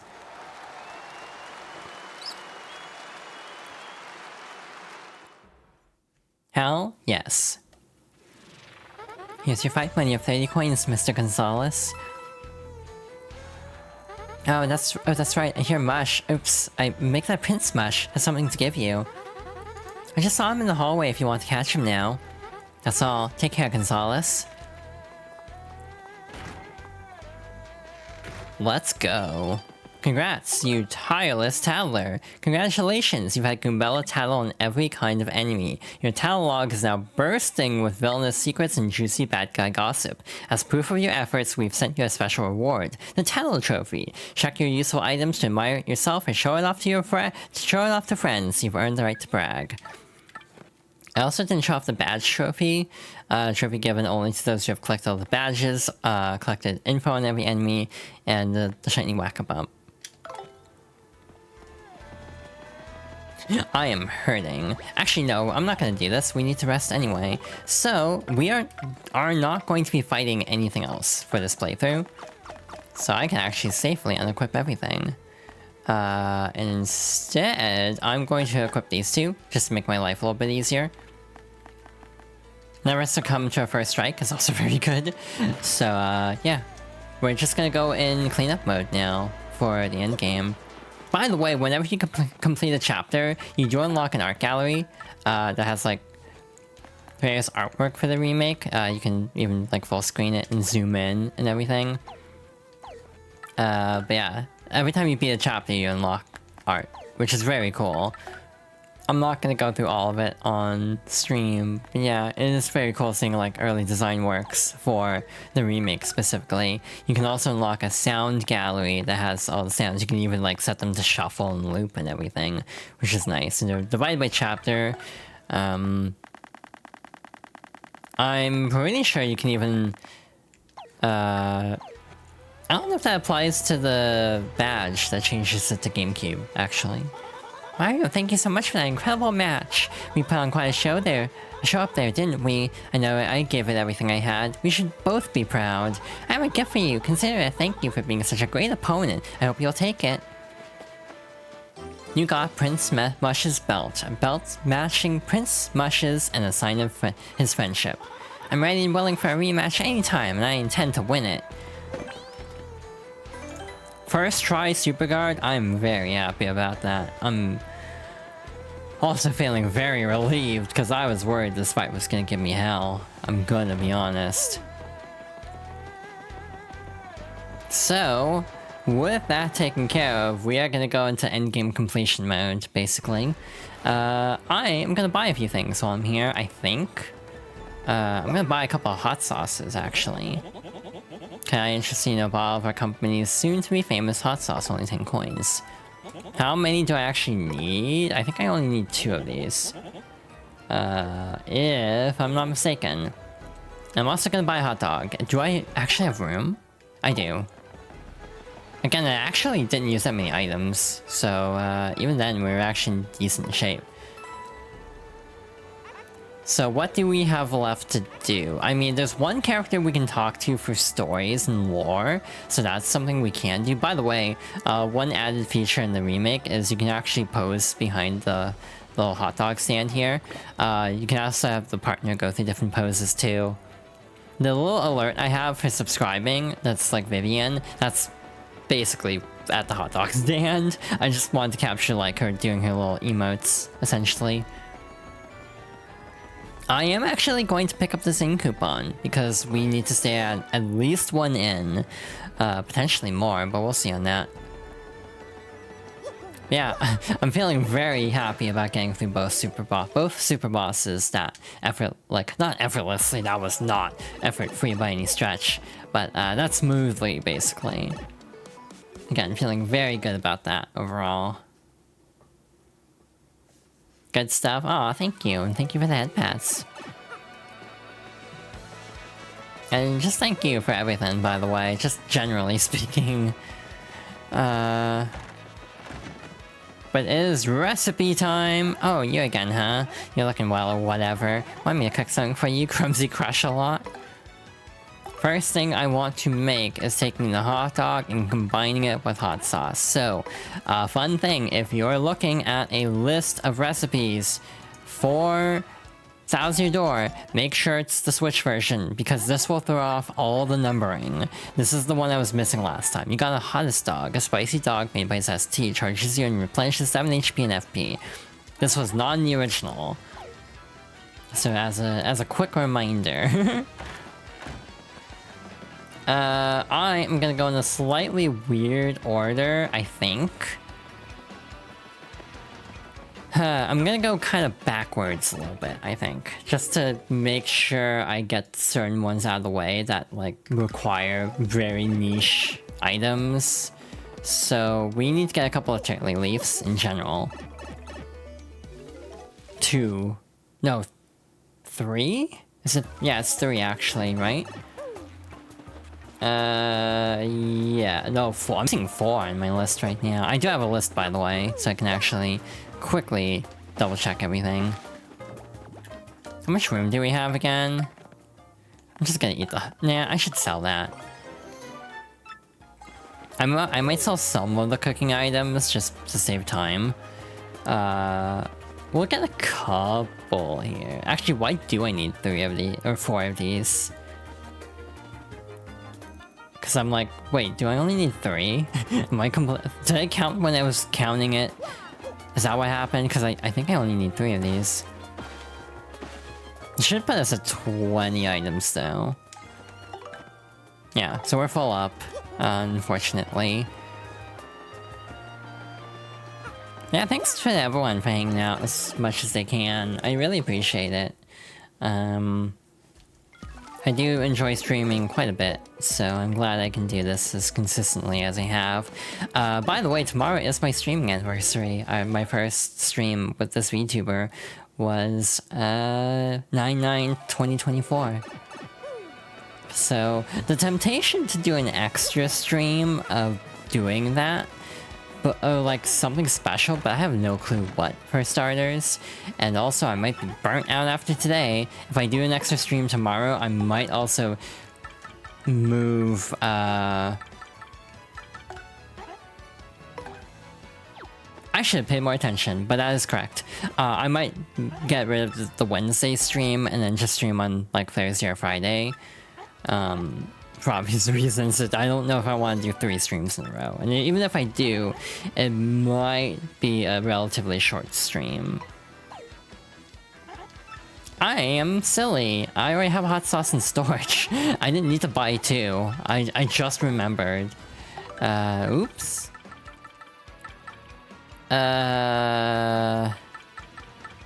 Wait, or do I? No, I always celebrate the stream anniversary on a different day. Yeah, I could just move it to Wednesday. But the problem is I don't actually know what I'll do on Wednesday. Like, what I would do for a streaming anniversary. So what we need this time is... Slow Shroom. Yeah, I do have another hot sauce in here the whole time. So, oops. My bad.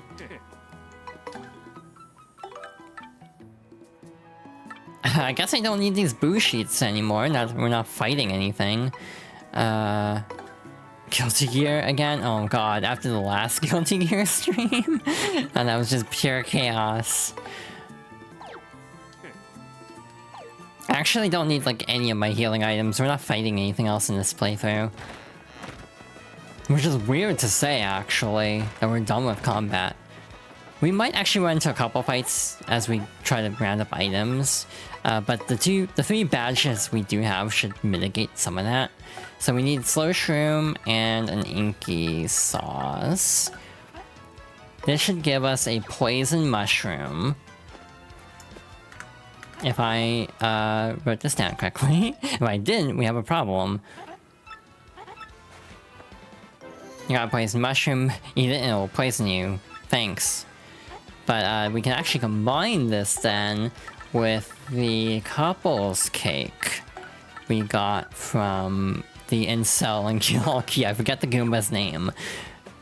But I also don't know why I keep calling him an incel. I don't think that's actually the right term for it. I think it was just an asshole. But this gives us a trial stew. Amazing food made by Zesty yields incredible results. I don't know what it actually does, one thing. I think, still need a turtley leaf. So I'm gonna get the turtley leaf, and also get the... brain, please. Get the turtley leaf, and also a courage shell, because we want to get the courage shell for something. I was almost thinking about doing like a Sonic Adventure 2 randomizer, because my first stream was Sonic Adventure 2. So that was a consideration I had. I don't think I have it in me to try to set up crowd control in like a couple days at most, because I don't plan ahead very well. But I guess that's a possibility, potentially. But I also just worry about crowd control in general. It's also September, by the way. I've, like, not mentioned that at all. I don't know how September works. Like, not even joking, I forget how it actually is set up. Every year it feels like it gets more and more complicated of what is actually discounted. I think this Toad still talks about Paper Luigi. I've been playing it, yeah, I think this will just end with the paper... I'm on the fence. Wait, this is new. I'm on the fence so far. I gotta put serious time into a game to review it properly. I can definitely tell you this: if you're a Luigi fan, this game will only encourage you. What? I gotta say, I've been playing the new Paper Mario game a whole lot. Huh? That's different. That's interesting. Cause like, you know, the original line I want to say was like, you know, what if they made a Paper Luigi game? But, you know, given that we have a sequel, and it's like, they directly are acknowledging Super Paper Mario, essentially, because Luigi does play a big role in that game. But, like, what does that mean? Are they just making a retroactive, like, hee Super Paper Mario, but, like, eyebrow raise? Are they actually hinting at someone else there? Like, are they actually hinting at doing Super too? Because I would be down. I'd be down for a remake or even just like a port, like Pikmin 1 and 2 on Switch. I would love an easier way to capture that game. Wait, I did have a live stream. What the hell? I didn't remember having that. Look at me actually having foresight and then forgetting. Anyway, so Turtley Leaf and Slow Shroom. Do I have my Slow Shroom with me? No. Oops. I actually think we still need an extra Turtley Leaf. If I'm not mistaken. Because we need the mushroom broth. Maybe it is 4 Turtley Leaves. I'm not locked in, as you can tell. Oh wait, did I actually get 2 Turtley Leaves? I'm so not locked in today. What the hell is happening? But we need the Slow Shroom for sure. Because if I have to, cool. If I don't, then oops, we have to go back to Petalburg once again.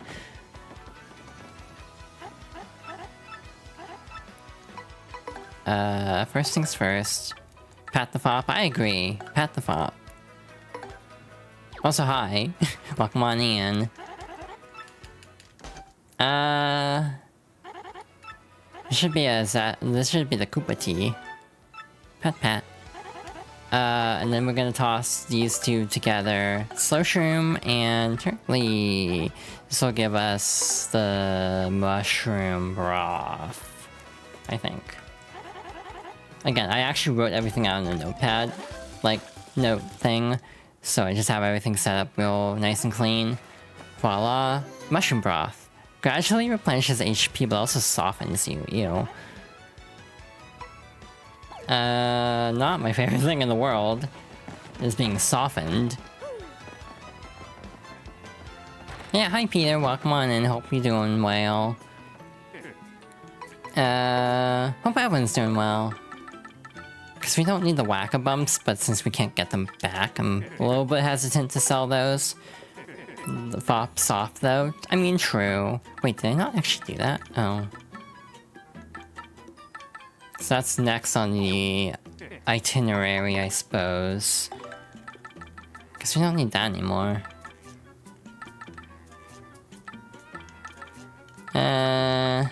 I'm trying to decide the best course of action here, what to do next.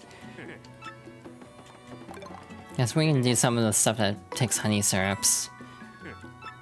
Oh hi, we got a super mushroom. That's actually bad, because, storage.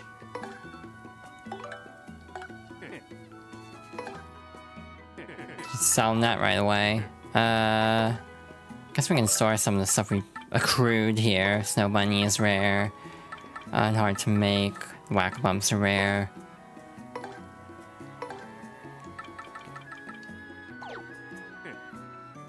Light item management. But yeah, we're just in post-game. We're just wrapping up here, basically. Again, we're not fighting anything more, so I'm just gonna sell these to have a little bit more spending money.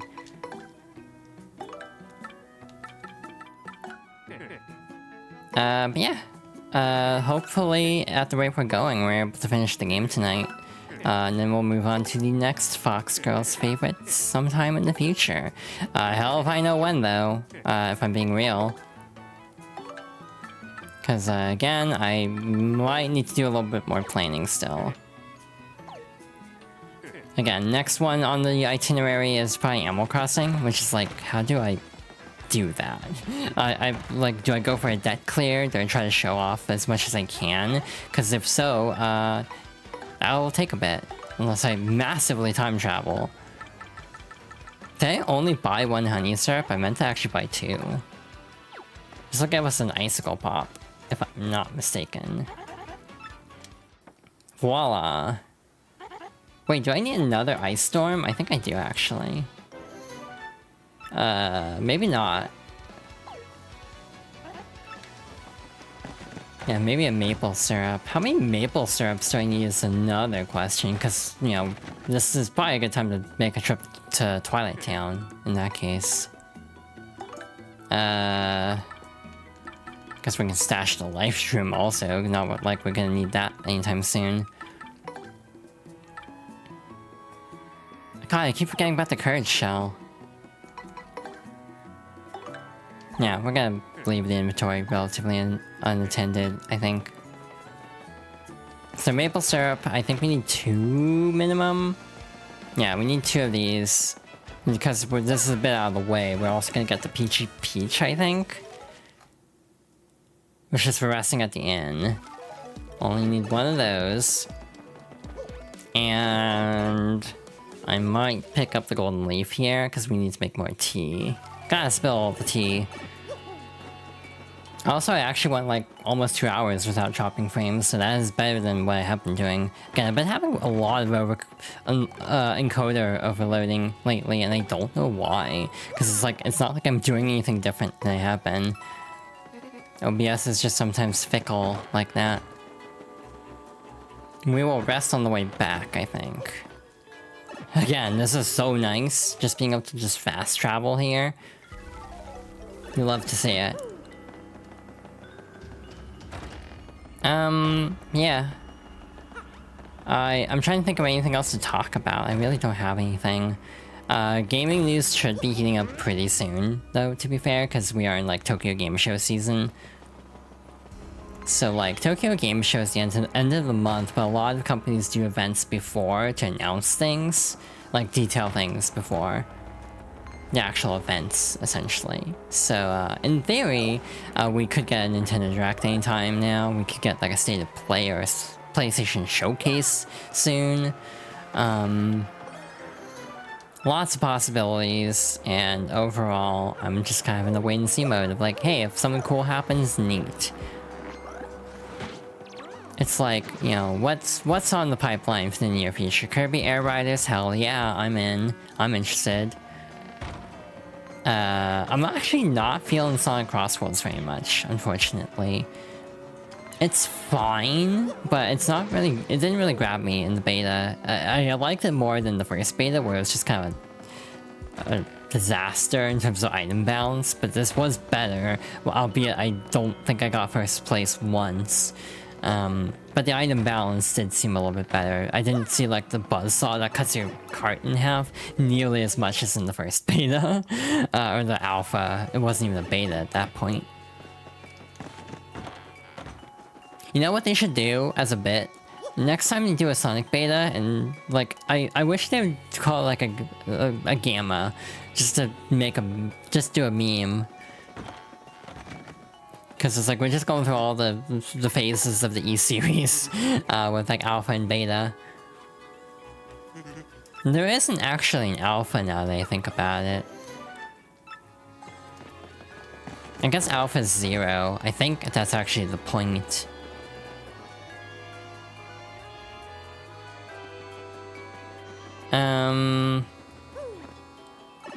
Let's see. I did make the trial stew.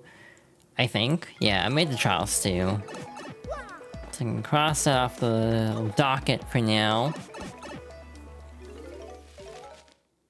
So I guess the zest tea makes sense. There's a lot involving cake. So I might save the cake ones for a little bit later, because I might just buy 11 cake mixes from the Pianta Parlor all in one go.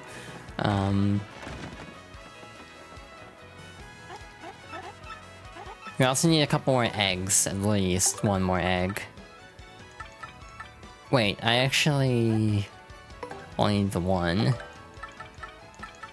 Golden Leaf. It should give us a zest tea, which is a very good name, by the way.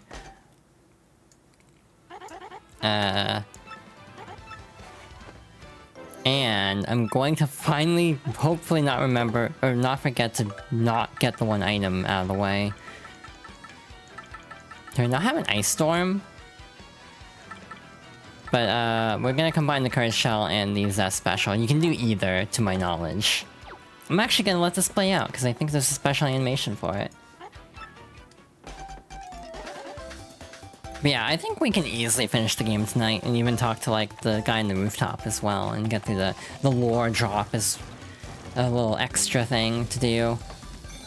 Yeah, you get a little sparkle when you get a special recipe like this one. Wow, that's all I can say. I'm not sure why, but this is what came out. Whoa! Go on, take it, Stompy.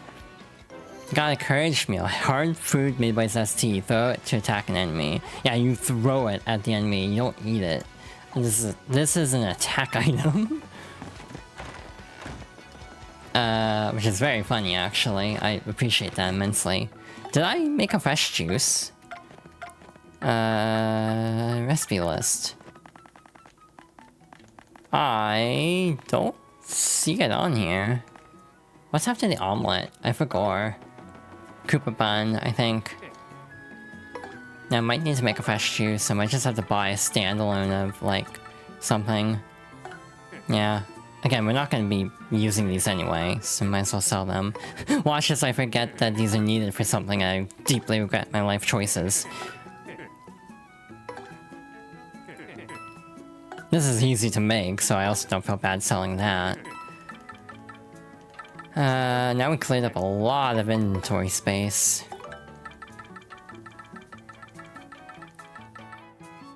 I'm trying to think of anything else. Oh yeah, the Ice Storm we need. Might take care of some of the... actually... I feel like I need another egg, and I'm trying to remember why. But while we are here, I'll get the egg out. And... yeah, I guess that's about it for stuff we need. So I definitely need another honey syrup. God, my brain is having a time, apparently. What did I do there? Did I not make the... okay, that's the ice... no, yeah, that's the icicle pop. So I need to make the fresh juice still, and I need to make the zest frappe. This is why I was double checking, because like, God, my brain is like mush at the moment. Certified bird brain moment. It's funny how many of my friends have gotten to like bird brain. I got into it slightly before, I think. Like Son showed it to me, I'm pretty sure. So I was kind of in the loop slightly before, and then just everyone started getting into like GMP, which was very fun. Again, I like the music. It's kind of hard to listen to, if I'm being completely honest. It's like, oof, ow, my feels. But it's very good music.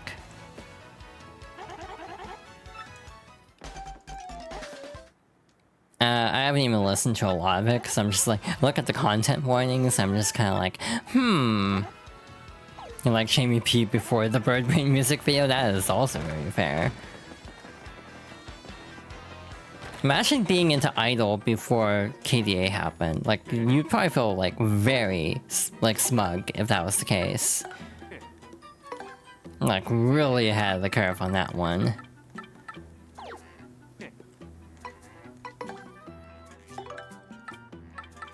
God, why is my brain so mushy today? Like, my ability to retain information is bad today.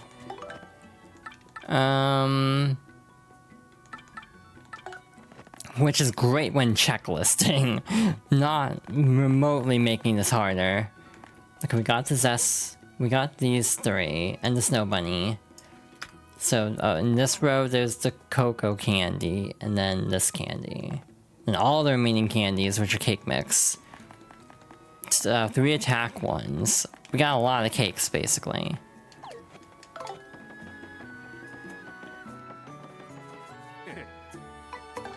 Do we need the Ultra Shroom for much? Might store that then. Don't really need these two, obviously. Oh, I need that. So we're gonna stash all that there. Doing math time.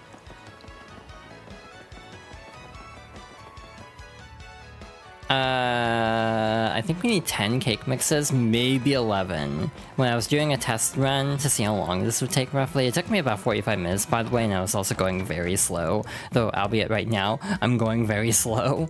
So...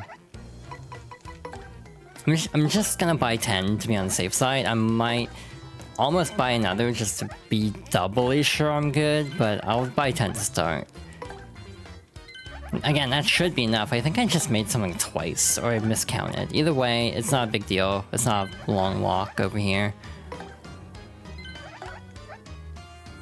We had like 62 going in, so it'll be exactly the right number. Like, we had just enough Piantas for this. So I'll have to buy some more if I actually miscounted. We do need another turtling leaf, as it turns out. So we'll get to the Koopa bun, as it's called, a little bit later. We also need a couple of Keel mangoes.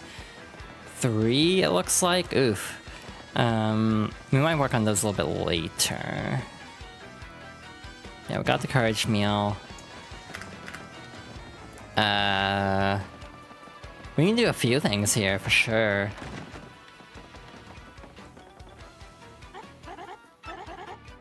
Kind of backwards order from part of the list I've written down. Or we can combine an Ultra Shroom and a cake mix here. But yeah, I need to listen to more of it when I'm in a decent headspace for it. Because I feel like I do need to be in a very specific headspace to listen to some of that album.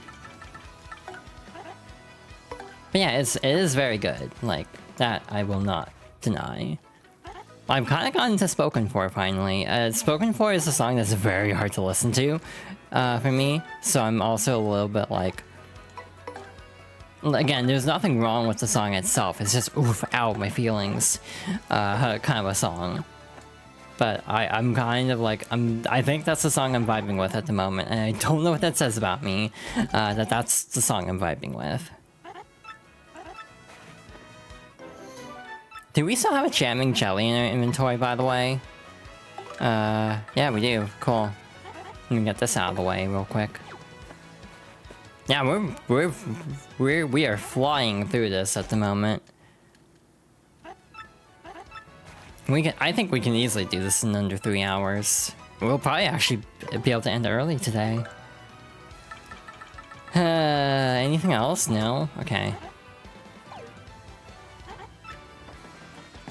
Cool. So now we get to sort some more. So yeah, we need a bunch of kale mangoes. We need a couple of coconuts. And that's about it for the hard to get stuff. Wow, we have so many ultra shrooms. Oh my gosh, we have more than I need. Look at me over preparing. Like, when does that ever happen before? Me over preparing? Nah, couldn't happen. Couldn't be me. I'm gonna save, it's been a hot minute. I got the ruin powder, right? So I can make a heartful cake. I also need just a basic ass mushroom, one sec. We'll do these two.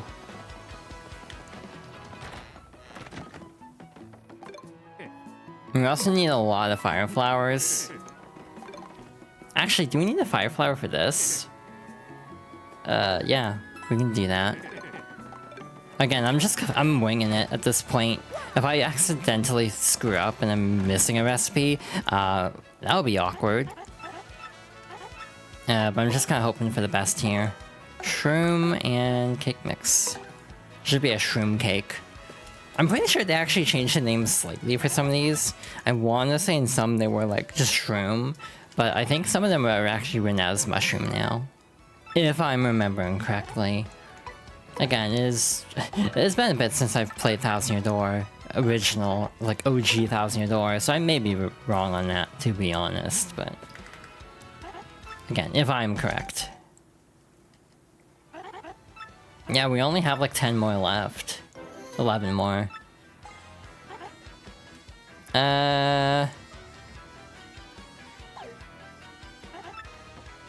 Now, to double check if I'm actually right on that. We have 10 left. Oh wait, did I make the fire pop? I did not.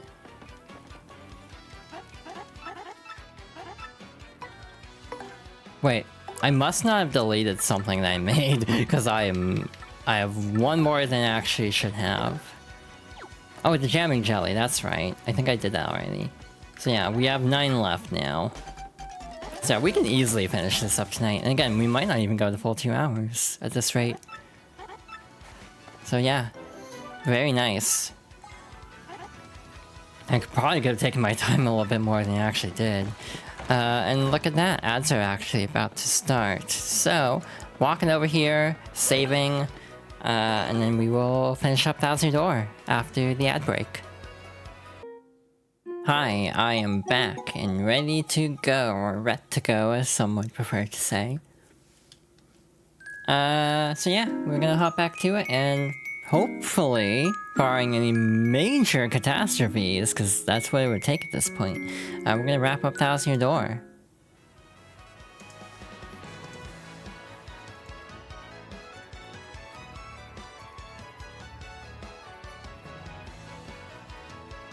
So, where were we on our recipe gathering adventure?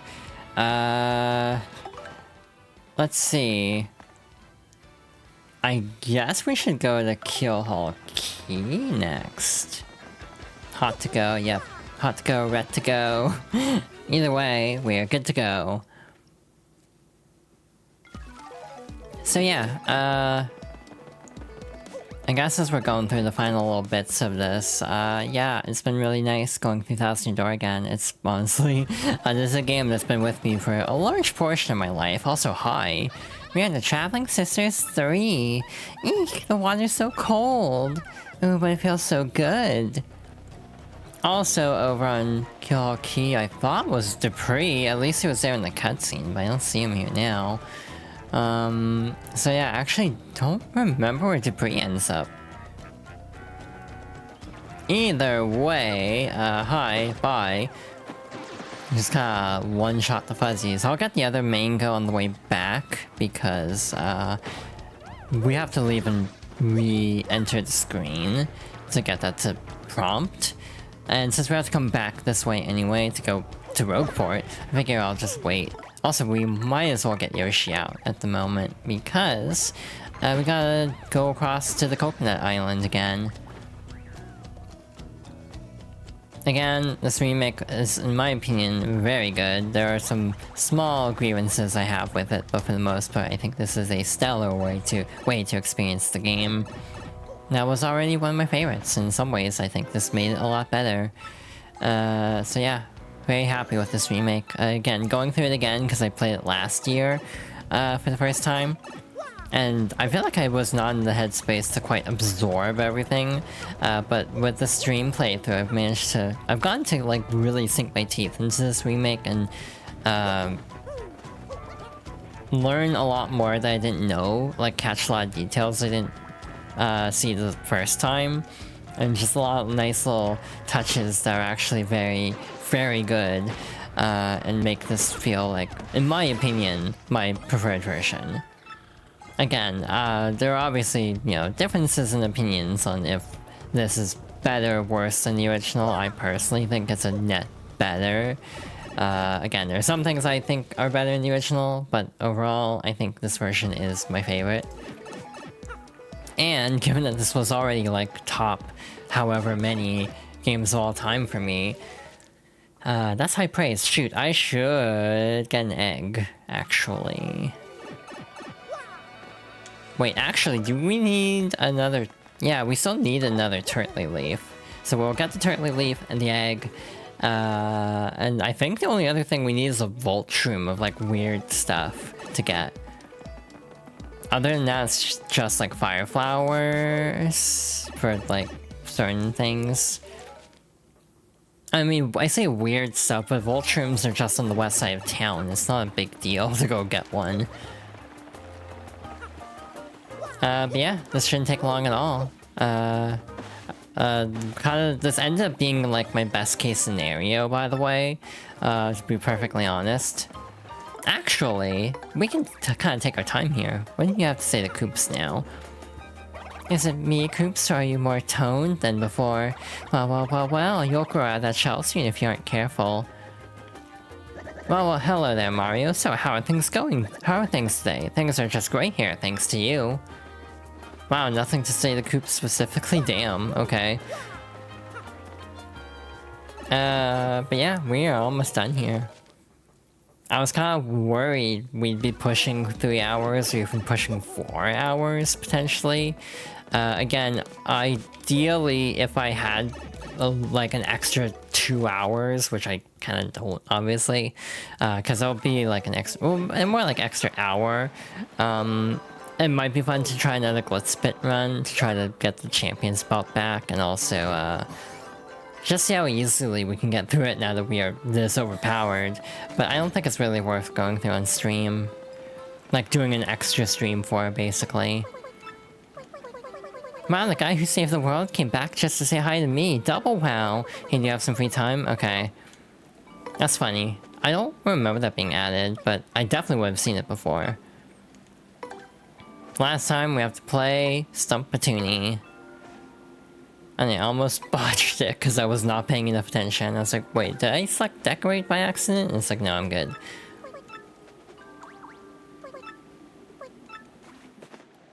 But yeah, given the amount of time we'll have, if I push 4 hours, we might get through the glitz pit again. But I think it would be seriously pushing it, so I'm just not gonna worry about it. And I also don't think that's enough for an extra stream.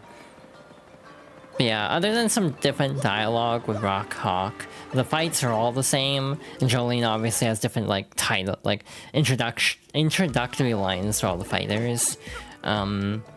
But beyond that, it's relatively unchanged. Which is why I'm not, like, super hard-pressed. And also, it's not even great for, like, star points anymore. Originally, Rock Hawk would give more star points, but they kind of nerfed that in this version. Probably because it was such an easily grindable resource, so they made it a little harder, like with,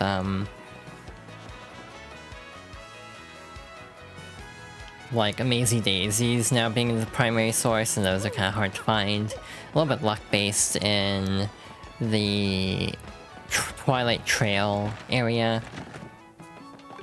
Yeah, we also need a Vault Shroom, and thus we max our inventory once again. Again, my one other little quibble is I kind of wish the inventory, instead of going from 15 to 20, would go 15 to 25.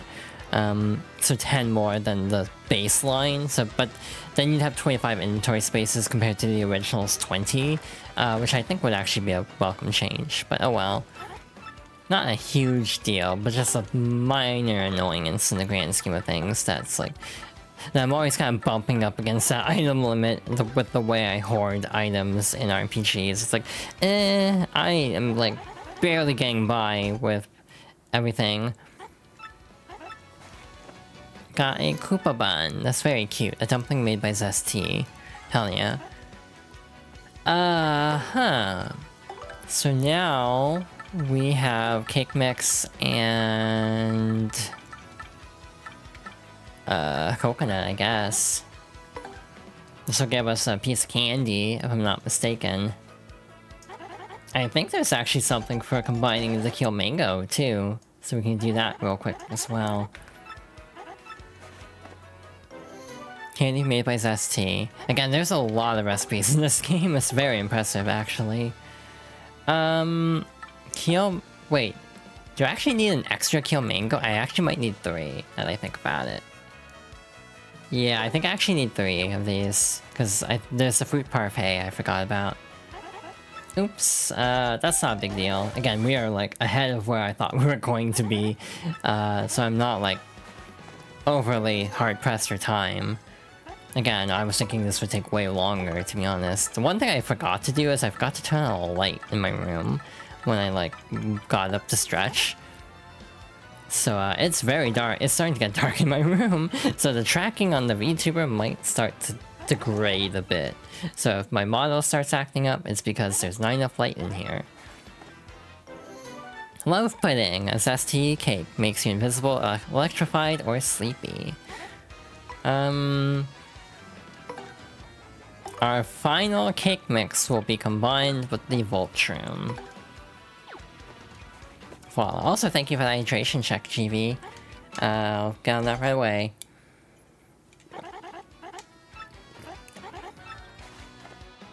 The way I say that makes it almost sound very obligatory, which is like, yeah, I should just drink water normally, but...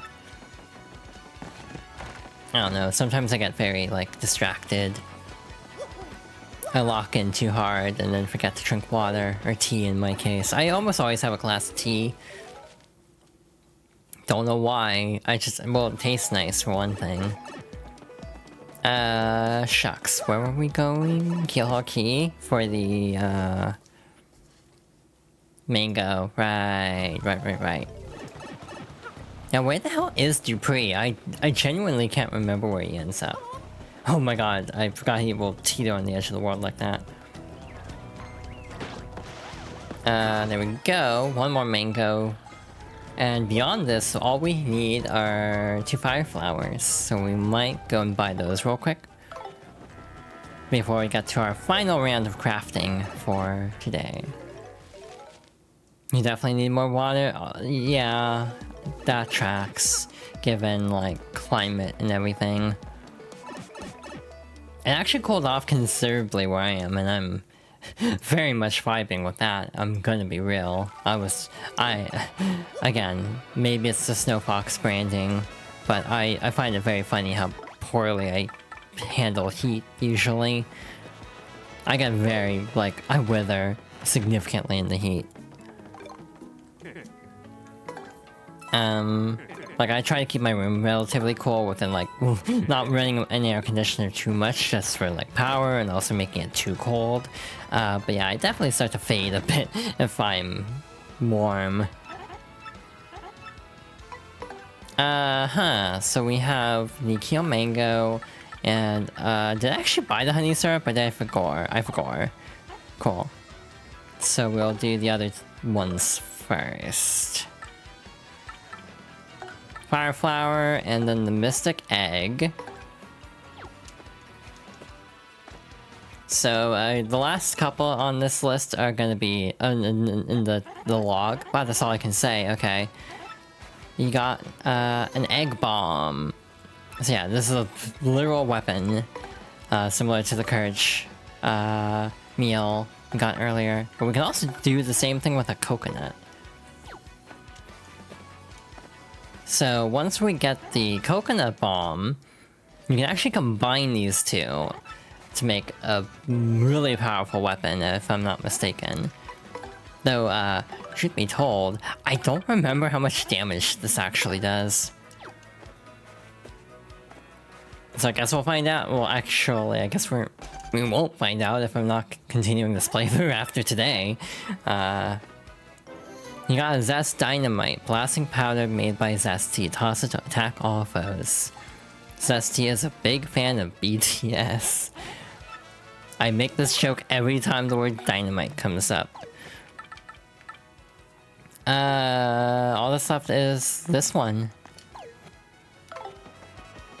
That should, and I stress, should be the fruit parfait, so all we need to do is go by this, I think.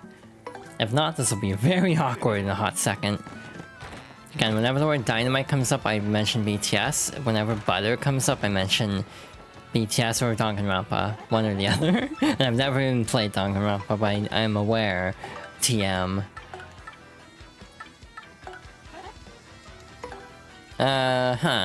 So, we might need to do a little thing to get this to actually prompt once we're done here. But this is it. This is our last recipe. You got a fruit parfait. Dessert made by Zesty. And with that, we are done. Huh? You want to stop? Okay, come back whenever, so stomp on stuff. Sometimes, to actually get something to prompt, you need to actually leave and come back. If I'm not mistaken. So for example, like the swap between the battle with Mush and the actual locker counts as a screen transition enough. But here we actually do have to trigger a screen transition. Congratulations, you've learned all of Zesty's recipes. Her menu is now complete, so all your meals can be mighty tasty, and mighty too. As proof of your effort, we've sent you a special reward, the cooking trophy. Check your useful items to admire it yourself, or show it off to friends. You've earned the right to brag. And also, congrats, you comprehensive collector. Congratulations, you've collected all of the recipes, obtained every badge, and filled up your entire tattle log. Wow! Head on over to Rogueport's main square, a shiny reward is waiting for you. So this is our post-game award. There is actually a post-game award this time, which is kind of cool. It is this. You got a gold medal badge. Makes Mario look shiny and golden. I don't know if this is like great in terms of like a post-game award, especially given that like you've done everything in the game. There's not a whole lot to see from here on out. But this makes us a gold Mario. So yeah, it is nice to have a completion reward, though, I will say, because a lot of games don't. So hey, it's one of those cases of like, yeah, I'd say it's better than nothing, obviously. But obviously this is not anything to write home about. I also want to see if they have anything to say here. All requests completed. Hell yeah. We haven't had any troubles come here in lately. Maybe you've solved all the world's troubles already. I suppose that's good, but it's terrible for business. If you're having trouble with someone's trouble, I got info that will get you further along. Well, that's what I normally offer you, but it looks like you've already resolved everyone's troubles. Congrats, pal. I guess I don't have anything left to tell you. Neat. Crossing the little river. Actually, we need to keep Yoshi out for a little bit longer. I'll swap back to Vivian as my mainstay. But up on the roofs, we do have someone we never actually talked to. I kind of forgot, to be honest. Good afternoon to you, sir. I'm called Grifty, the traveling minstrel. I spend my days here in leisure, spinning tales that spin the senses. I know about a few of the stories that surround the town of Rogueport. If you like, I can share them with you, but it will require just a few coins. Is there a tale you want to hear? These are the tales I can tell you now. The Fearsome Demon. For a mere 5 coins, I can share with you the tale of the Fearsome Demon. Ages ago, a city flourished here in peace and splendor, but it was destroyed in a single day by a demon from the dark beyond. Historians claim the great calamity befell the city, but nay, 'twas a demon. The city sank below ground, and 1/4 of the old city became the demon's den. This demon put fear into the hearts of all men and sent out minions to take the land. And instead, its palace grew rich with treasure stolen from all over the world. If there's another tale you wish to hear, just ask. The Crystal Stars. In order to increase its already formidable power, the demon created crystal stars to hold the essence of the heavens.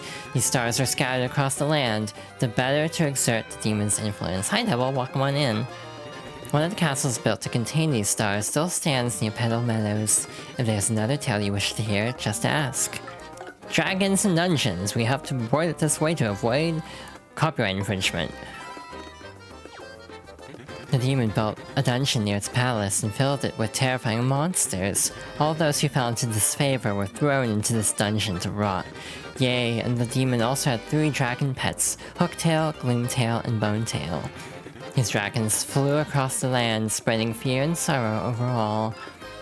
The dragon's remains have never been found, and even now, some nervously wonder if they still live. About that.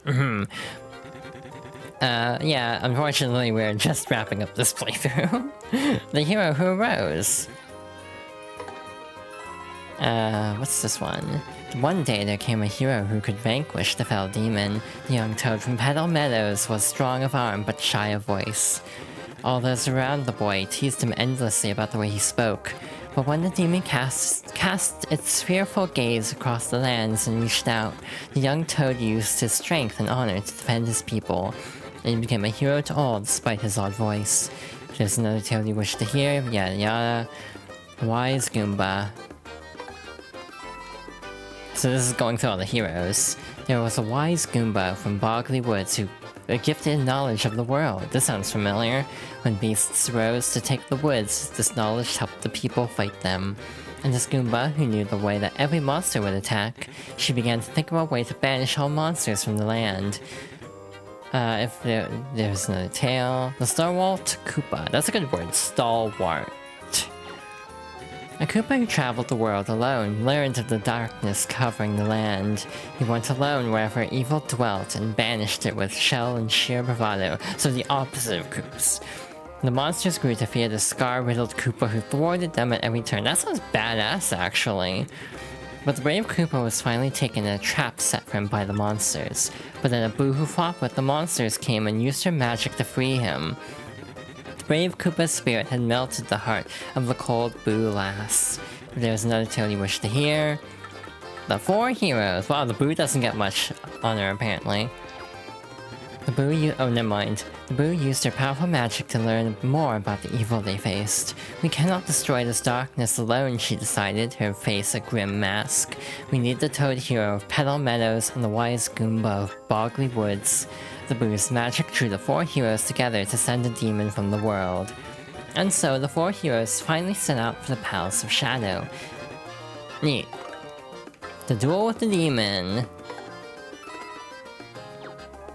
The power of the world-devouring demon was greater than any could imagine, but the wise Goomba soon realized that this was the power of the crystal stars. She thought of a way to take the stars and use them against the demon. She told the other heroes her plan and set it in motion, banishing their fears. The Boo's magic and the Toad's strength created a gap in the demon's defenses. At that moment, the brave Koopa seized the stars, and succeeded in badly damaging the demon. Neat. Wow, there's still a lot left, oh my god. The demon sealed within. But even the brave Koopa's stroke was not enough to end the demon's reign. The wise Goomba thought of another use for the crystal stars in that dire hour. She suggested sealing the demon forever with the crystal stars. All agreed. The heroes matched their strengths with the power of the crystal stars, and they successfully sealed the demon's soul within the deepest part of the palace. Together, they made it so that only all 7 stars could break the seal. If there's another tale you wish to hear... The Demon's Curse. This'll explain a lot. The 4 heroes thought they had sealed away the demon and all of its powers, but the demon used a tiny opening before the seal was complete to curse them all. While holding the crystal stars, they'd feel nothing, but when they let them go, a black chest would appear to seal their souls within.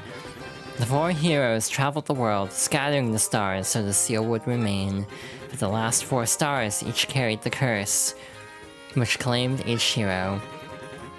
So yeah, the black chests are the spirits of the four heroes. Why they brand it as a curse, I don't know, instead of just, you know, helping us. The Great Tree and the Punies.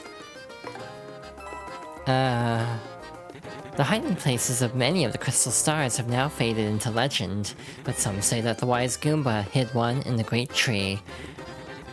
Wait. Oh, okay, this is one of the non-cursed ones that he would have hidden here. Or she would have hidden here. That's right. At that time, many monsters wandered in the nearby boggly woods. Tiny punies living in the woods were constantly tormented by the fierce monsters. Pitying them, the Goomba hollowed out the great tree for the punies to live in. The punies were so grateful that they swore to protect the crystal star there. The Boo Heroine's last days. This is a good song, by the way. Once the Boo Heroine hid her star in a steeple, she was trapped in a nearby town. Some say the crystal star lies in that steeple still. Oh, that was short. Again, I swear the Boo Heroine gets like very little on her for some reason. The Pirate King Cortez. Wow, it's fascinating how these characters were just part of the legend. The Koopa hero went to a southern isle to hide his star where none would find it, but the Koopa was so tired from his journey that the pirate Cortez stole it easily. In that very instant, the brave Koopa was trapped in an inescapable chest. But Cortez did not realize the power of the star and lost it among his treasures. That's also interesting because the Koopa was a little bit more sympathetic, or at least partly was like, well, I rehearsed this, but like, I guess I can't do this huge, like, grandiose speech. Because, like, the Koopa is, like, the sort of brave, battle-hardened one. So that kind of makes sense that he wanted to make a big spectacle out of his curse. The Toad Hero's final days. The strong Toad held his star and continued his arduous journey, but eventually the miles took their toll upon him and he collapsed. A traveling healer happened by and saved his life, but the Toad knew his fate was to be trapped in the chest when the star was gone. So he asked this healer to hide the star in a secret place known to no one. Wow, that's really descriptive. That does not narrow it down at all. Well, I guess...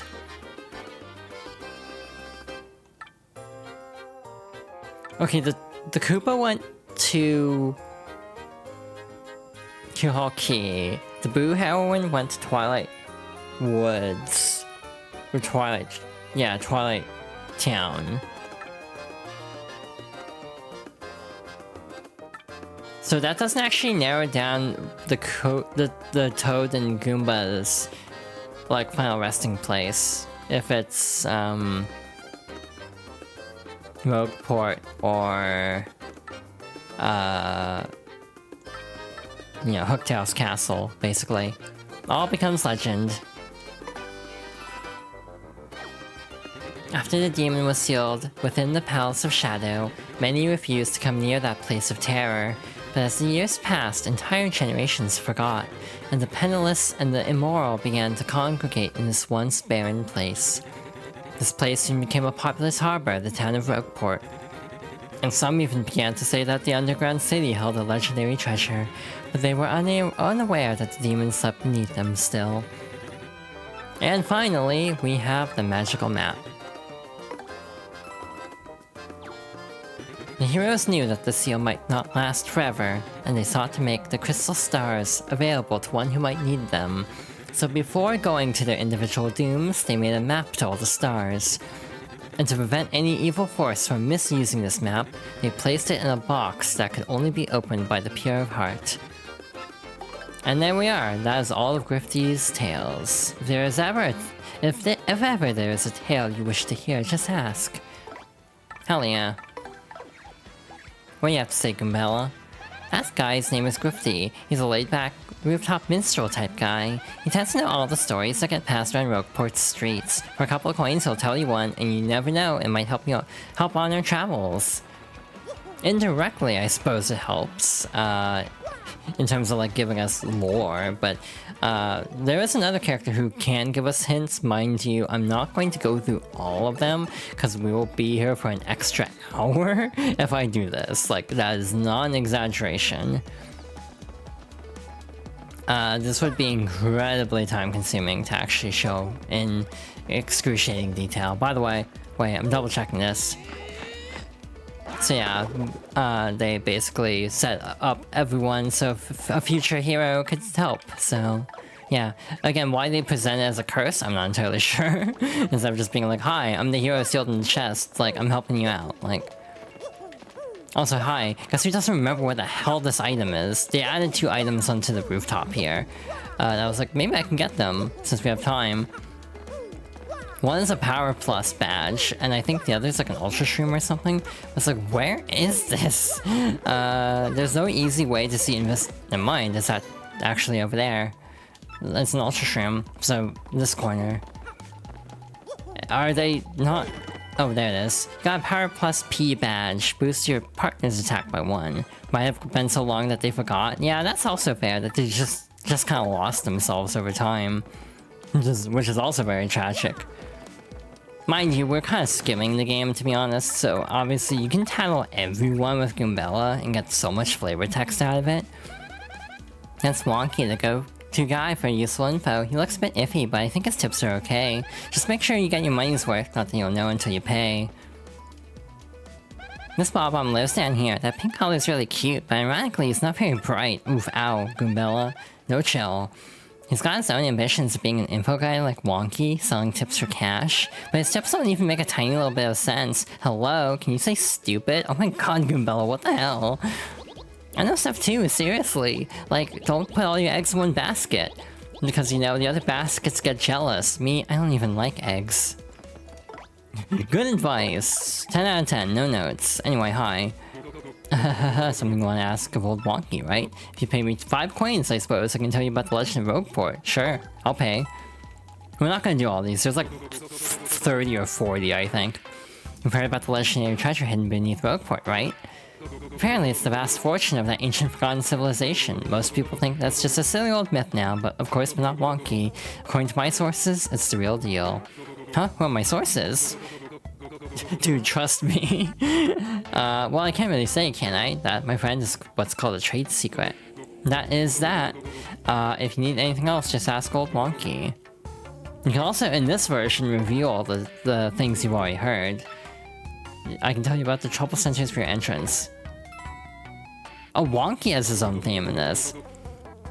So there's that trouble center on Rogueport's east side, right? Well, only a few people know about the back entrance to it. Hey, I'm not saying there's anything good in there, but it may be worth a look. So yeah, a lot of these are just like little gameplay hints. Tell you about the mysterious troops. Gone word of a strange group skulking about Rogueport recently. They wear masks and weird costumes with an X on the front. Talk about kooky. They're always huddled together, mumbling about some treasure. I've even heard that they unearthed some shiny stone down here. Weird. So yeah, one of them hid the crystal star that ended up in the X-Knot Fortress in Rogueport, and that's why the chest is here. But again, you could be here like for a while going through all these. The strange ones, that does not narrow it down. About Merlon on the east side of Rogueport and Merlovely underground. Oh, old Wonky here is they're from a strange tribe that names people by profession. So for example, if someone did the same work as Merlon, they'd have the same name. That is actually really interesting. So there could be Merlons all over. Don't you find that strange? Wonky does. That I did not know, and that is actually very cool. Zest Dynamite, we already learned about that. You know Zesty, right? She's a really good cook on Rogueport's main square. Well, she has a rare recipe in her repertoire called Zest Dynamite. It's made with a coconut bomb and an egg bomb. By the way, an egg bomb is made from a fire flower and a mystic egg. And a coconut bomb is made from a fire flower and a coconut. That's all I know because Zest lost the rest of the recipe somewhere. It was written down and she lost it. What a tragedy. It sure would be cool if she could make it though. I suppose that's all I have to say. Again, we'll see about Merlon in like 4 playthroughs. Spin panels. So yeah, not the most helpful. because we have every star piece. Do you know about these weird and mysterious spin panels scattered around the world? When you spin jump near a spin panel, a star piece might pop out. Score. Problem is they look just like regular flooring, so it's tricky to find them. Spin panels will jump up just a bit if you hit the ground nearby with a hammer though. Might be worth it to hit the ground here and there and look for them. There's actually one right in front of me, so give it a shot, why don't you? That's funny. So yeah, he's not kidding. There is one here. In 64, if you actually had the Ultra Hammer, you could flip panels with the Ultra Hammer. For some reason, they got rid of that in Thousand Year Door. All versions of Thousand Year Door. So yeah, we're not gonna go through all these, because, again, there's a lot. Well, I can't charge you to tell you what I told you once before, I guess. But yeah, there's a ton here, and I'm almost tempted to go through them now, because, like, the thing on Merlon was, like, so interesting to me, because, like, wait a minute, I didn't know that. I didn't remember that there was actually lore there to, like...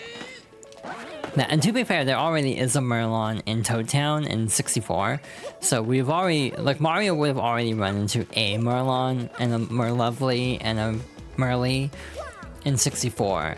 So, yeah. Interesting lore connection. I didn't know about that at all. Also, you can buy gold bars. You can also make these through cooking. I forget how, though. Also, we never went over the shop prices. Not that that's super important at this point. Actually, I have a silly idea now that I'm just kind of going through here. What happens? Oh, I don't know why I expected that would do anything. You can make it through cooking, but it's not worth it, yeah. There's also slow go, which is good if you, like, run. Slow go is kind of useless in this game, actually. Because, like, in 64, you actually do have to sneak through a couple of areas, but, like, you don't have to do that in this game. So it's, like, extremely not helpful. But yeah, we have completed everything. Yeah, this is, like, the old town square of the old city. This does actually raise the question, though, of what actually is the Palace of Shadow? Like, what is that? It's like, obviously it's, you know, the Shadow Queen's domain, but I'm also like, why is this just here in the old city? Was this like a royal palace that just got taken over? I'm gonna talk to you, right? I think I'll stay here and continue my research a while longer. Yes, I'm fond of this place. Feel free to drop by anytime you like. Hell yeah. So yeah, we have... Again, the only thing I have not done is go through all of Wonky's information, which would take forever. The second run of the Glitz Pit to get the Champion's Belt again. And... I mean, I guess we can go do some light reading while we're here. It's like, we got time. Super Luigi, have you ever experienced a time when no matter how hard you tried, you failed, and the time you spent felt wasted? Ow. If you ever felt such pangs of regret, try to remember this tale, the story of a young man's quest to save a sweet princess. Super Luigi Volume 1, the quest begins, the dawn dayed, good job me. The day dawned like any other, but little did Luigi know the letter he was about to receive would forever change his destiny. Sir Luigi, danger besets us on all sides, and we beg your help. The foul chestnut king has stolen our beloved princess. The letter was from Minister Crepe of the Waffle Kingdom, a man aware of Luigi's many adventures. He knew only Luigi could save them. I'm pretty sure this is how I learned what a crepe was, actually. Charged with this dire task, Luigi wasted no time curtailing the heroic meal he was making. Then he packed for his deadly journey. In their labyrinth prison to keep people out, constructed by the heroes, or it's legitimately the Shadow Queen's palace. Yeah, that makes sense. Knowing that his older, though less talented brother, Ow, was out on a no doubt inconsequential errand. What the hell, Luigi? Luigi took a moment to leave a note. Mix a keel mango with a peachy peach to whip up a fruit parfait. It's fascinating how many recipes are just obtained, like, through the Rogueport emails, or the RDM emails, Wonky, this from Luigi. It's just kind of interesting how they convey some of the recipes. These cryptic words were all Luigi wrote before leaving. Upon reaching the Waffle Kingdom, Luigi was greeted by pure misery, an endless flow of tears over the kidnapping of Princess Eclair. Arriving at the castle, Luigi was greeted by Minister Crepe, who carefully handed him a compass base with only one intact section. Our land once had a special treasure, the marvelous compass. Find its 7 parts and find Eclair. So it began, to be continued. Imagine spending 64 coins on a 12-page book. Like, what the heck, Luigi? Super Luigi Volume 2, Allies and Adventure. It's a little warm, Luigi muttered, the sweat dripping from his brow as he followed the compass up Rumble Bump Volcano's side. Must find a secret grotto. Well, Luigi had guts to spare, does he now? He did need a guide, and he found one in Bluey, a blooper he met in town. Brave Bluey joined Luigi and instantly proved to be invaluable. With his aid, Luigi bested a savage statue that protected the treasure, leaving out the throwing him into lava part. That treasure was none other than a piece of the marvelous compass, a piece that pointed west to Plump Belly Village. The second Luigi saw Plump Belly Village, he knew something was amiss. All was woe, and Luigi soon learned the reason why from the mayor. The town was at the mercy of a sinister serpent who demanded sacrificial lasses. Burning with indignation, Luigi formed a team of liberators. A fierce bob-omb warrior named Jerry joined his crew and chose, not surprisingly, to stick with Luigi for the duration of his quest for Eclair. Again, in the original, Jerry follows Luigi to keep him from ever cross-dressing again. The remake changes it to Luigi is really bad in heels, so he needs to make sure Luigi never tries to wear heels again. Which has the other interesting implication of Luigi just casually wearing heels, just normally. Fortified by his allies, Luigi strode on into the lair of the beast, a foul, 2-headed snake. No time to think, Luigi sprang forth. Twin Head snapped at his heels, fangs dripping venom. Then as one mouth gaped wide open to swallow Luigi, the other crept behind. Our hero sensed the treachery and fainted before leaping. The heads collided and the beast ate itself. The prize, a compass piece. The villagers begged their savior to stay with them, but a grim-faced Luigi pressed bravely onward. To be continued. Volume 3, The Voice of a Princess. Dauntless Luigi's next test came in the form of a cart racing at Circuit Break Island, where he won both the contest and the compass piece. The race was fraught with danger, but Luigi pressed through adversity to win. All viewers were awed by Luigi's revolutionary racing style, crashing and making everyone else crash worse. The mechanic who built Luigi's racing machine, a buzzy beetle named Torque, was so stunned by Luigi's racing techniques that he joined him. He was mad that he totaled his car. Reinvigorated, Luigi set sail for Jazzfraz Town, where he made a stage debut. Hazy, a noted Daisy producer, gave Luigi a key role. Playing the part of an earth spirit, Grass, to pure perfection, Luigi stole the show. Hazy's faith in Luigi's natural acting talents was rewarded. The performance won a prize, which yielded another compass piece. Hazy turned from teacher to pupil, joining Luigi on his quest. It was at this time that Luigi's heart, usually draped in the cool comfort of a hero's resolve, began to warm with thoughts of Princess Eclair. This came to be because every time the magic compass pointed to a new place, her gentle words rang in his ears, touching him to his very soul. The voice spoke of eternity, of stars in the heavens. It wept for those blind to love. It gave comfort in the face of fear and loneliness. Though he had never seen her, our hero was tormented by visions of this fair-hearted maiden. All he could do was press onward. The compass pointed toward rapturous ruins. Only 2 parts of the compass awaited, and Eclair had won. Volume 4, The Shards of Truth. Oh my god, this is so overdramatic. Footsore and weary, Luigi finally found the rapturous ruins beyond Grimble Forest. Within them, time and space were lost in nothingness.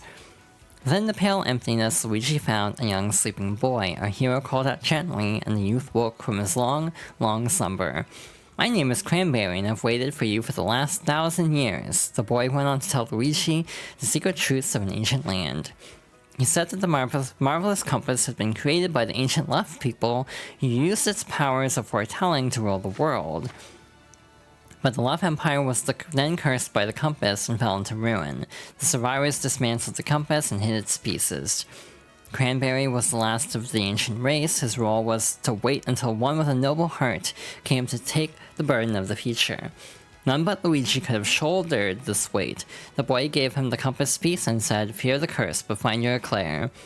Luigi accepted the part. The boy's words burned into his brain. His duty fulfilled, the boy began to fade into the blank nothingness. I feel like he didn't mention that in the story.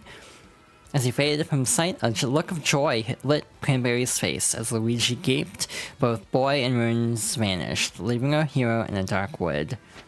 With 6 of the parts united, the compass now pointed to the final part, to the quest's end, to Hate Song Tower. And then her voice spoke. Princess Eclair's voice begged for help from the void, pleading for a hero. Luigi's heart burst aflame. To be continued. And finally, Volume 5. During Journey's End. At long last, Luigi crossed the threshold of a Hate Song Tower. Luigi rallied his allies. We will defeat the Chestnut King. We must. Friends by his side, Luigi at last faced the fell Chestnut King, but then he heard a voice and spun to see the fair Princess Eclair. She told the hero the painful truth. The evil Chestnut King was actually her true love, made monstrous by Crepe in a bid for the throne. At that moment, the villainous Crepe appeared, the marvelous compass piece handed over, and the left empire will rule again. Mwaha. Luigi and Co were no match for the might of Crepe, their true enemy, but then the compass piece and Eclair's tiara shone forth. It bestowed the future's sight on Luigi. Knowing Crepe's every move, he smote the fiend with his mallet, and with that, it was all finally over. Luigi and his friends parted, leaving the Waffle Kingdom in peace, but Luigi regretted not gazing further into the future. He longed to see the Wafflers gathering on Princess Eclair's wedding day. He wanted to see her beauty and who stood at her side. But it was not to be. Luigi went back to his humble home, which remained exactly as he had left it, a cold comfort for his heavy heart. Taking up a book he had been reading, Luigi tried to read, but his long trial had sapped his strength, and he soon fell asleep. Luigi dreamt of his friends and his beloved Princess Eclair, and sleeping, Luigi spoke, "I shall return." Yeah, I don't think any of the stuff about the minister came up. Now I'm curious. This will probably take a bit to actually get through.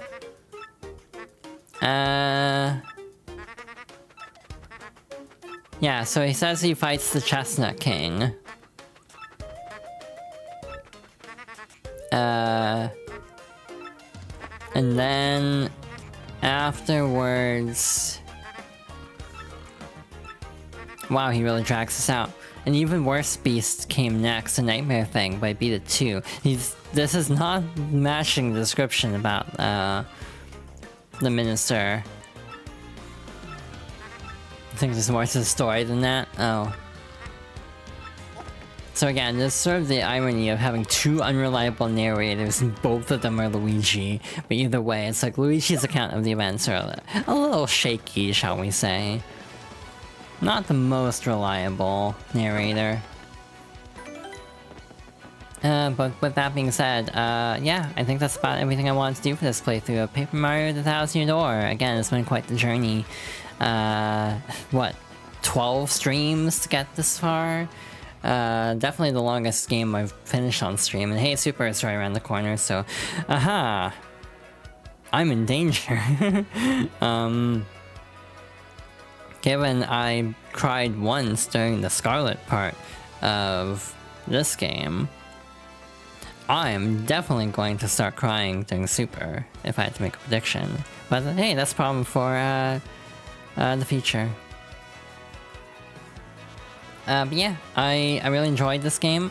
This is still one of my favorite games of all time. I think in some ways, actually streaming it like this, I gained a new appreciation for it, because I kind of went out of my way to like check some of the more obscure parts, like, you know, talking to different people, you know, kind of exploring more, and found out a lot of cool little details that I actually didn't even know about until the stream playthrough. So overall, I'm really happy about this. I had a great time.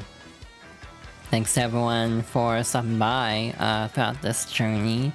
And yeah, this is, what number of game is this? It's like 15 out of 40? So we still have like a lot of this series to go. But again, this is one of the high points for me, is getting to re-experience one of my favorite games ever. But yeah, the whole series of Fox Girls Favorites, as I have dubbed it, is not going anywhere anytime soon, as we still have like 25 more games to go through, if my count is correct. I'm actually gonna double check that number really quickly, because it's just a matter of pulling up a spreadsheet. So yeah, this was game 14, so we still have 26 games left. So yeah, we definitely have a ways to go. And yeah, next would be Animal Crossing.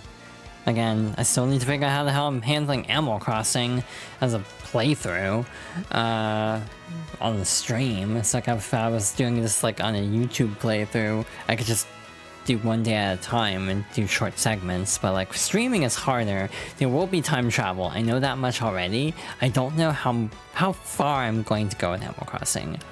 Nintendogs is easier, I'm probably not going to get too in the weeds with that. But like Animal Crossing, I could really get in the weeds with this game if I want to show off a lot. So hey, we'll have to see how that goes.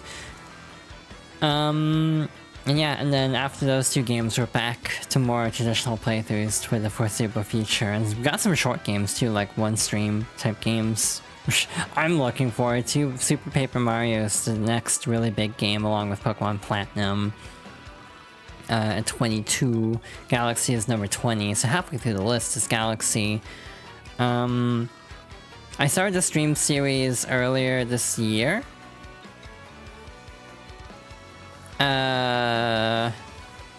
Double checking really quickly when this actually started. Yeah, no, like beginning of the year, so like January. End of January, admittedly. I wanted to start earlier, but stuff happened. So in about like 9 months or so, we've gone through 14 games on the list. Mind you, some of them are Xenoblade. Those are going to take like 20 streams. Even on New Game Plus, it will take about 20 streams, if I had to make a guess. So that's like Melee is gonna be short. I probably won't do all the, you know, missions and everything for my sanity. Brawl, I'm not sure how deep I want to go with that. I might just focus on Subspace Emissary and not really do the other modes as deep. And again, mission mode I might not do, but I at least want to do a Subspace Emissary playthrough. It's like, I could get really in the weeds with Sacred Stones, so I could do an Ephraim playthrough and an Erica playthrough. But I'll probably just do Erica's route.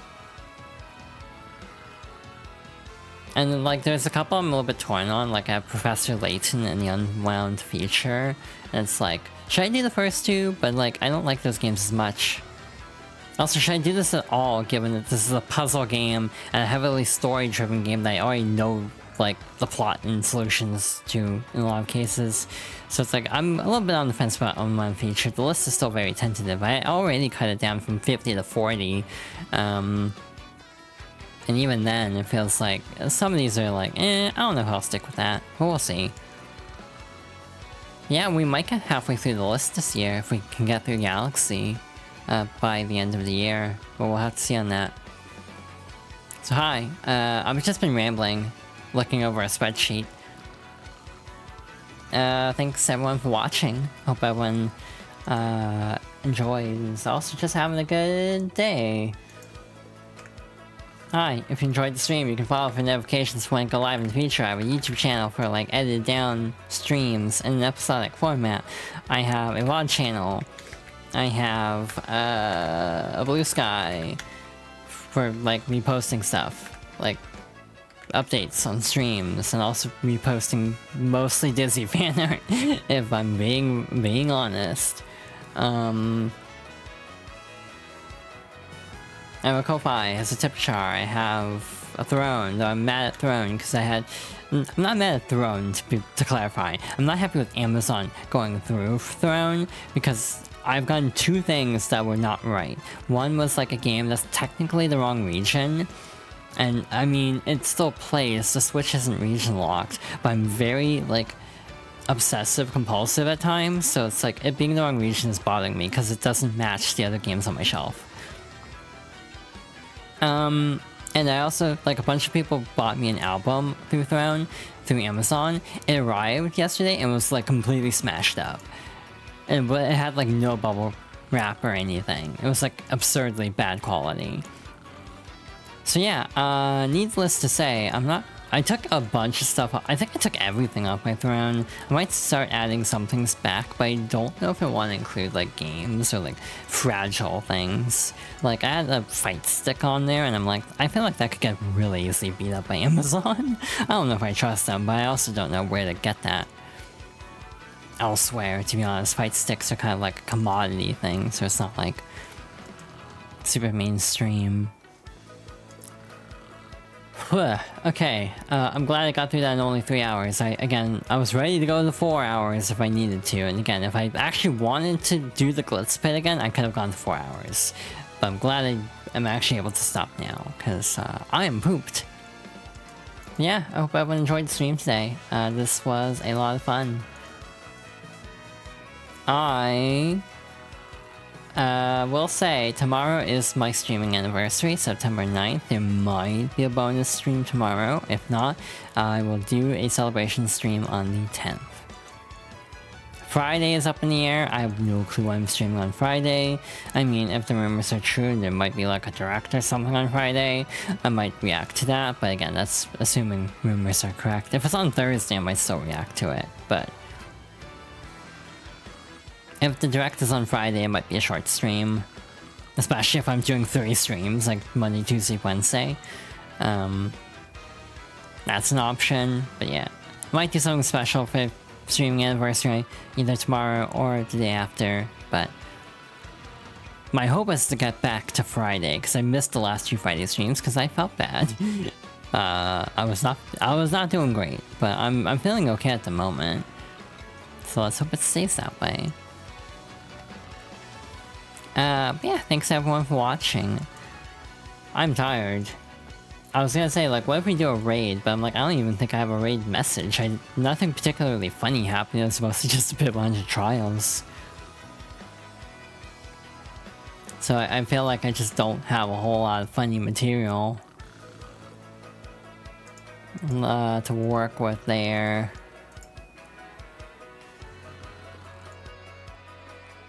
Yeah, I could also just speak of me reposting Disney fan art on Blue Sky. Again, I'm actually very predictable. I was gonna say I'm not predictable. It's like, no, I can't even jokingly say that. I'm very predictable. Yeah, very glad to get through that in 3 hours, not having to push the full distance. Another thing I might consider trying is I've been using the enhanced broadcasting on Twitch, but I'm wondering if that's why I'm dropping more. Like, I'll have rendering lag sometimes, so I might actually try not using it, which will mean the stream will probably not have quality options, which kinda sucks, but I might lower the bitrate to like 5,000 to make it more watchable, but just stream at like 720p or something, but still have the local recording at 1080. I want to see if that makes a difference, so I might do that tomorrow. A Wednesday, do like a one-off, and just like try encoder settings and see if that actually helps. Again, I don't know if the error point, the like fault point for this encoding issues all of a sudden in the past like 2 months. It's kind of started around the time we started Thousand Year Door, so it was like end of August, I think. End of July, actually. But it could be NVIDIA drivers, because those have been bad lately. It could be Windows updates, because those have been bad lately. Or it could be OBS. Like an incorrect OBS install or something. But either way, this is just me rambling.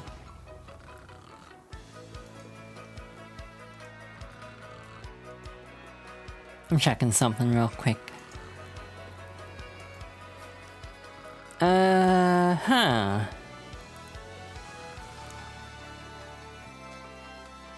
Interesting, as the kids say. Fops yaps for 3 hours will be Friday if there's a or whatever the direct stream will be. If there's a direct, that'll be that stream. Probably not 3 hours, but still. Chat will be like Mario and Vivian on screen right now, just like dozing, as I'm just like yapping about games for God knows how long.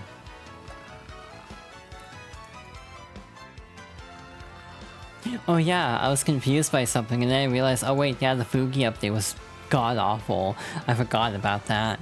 It's like, why aren't the other, like, Fugis on the screen? It's like, oh yeah, because the thing broke horrifically with the recent update. But I guess we can raid this person, since I was just checking to see what they're doing, and, like... On one hand, I'm pretty sure they're pretty far into this game because they're, like... just like that. Because they stream for, like, 7 hours, so they're probably, like, halfway through this game. Lol. You missed it, but if Ray's happening something related to Wacka...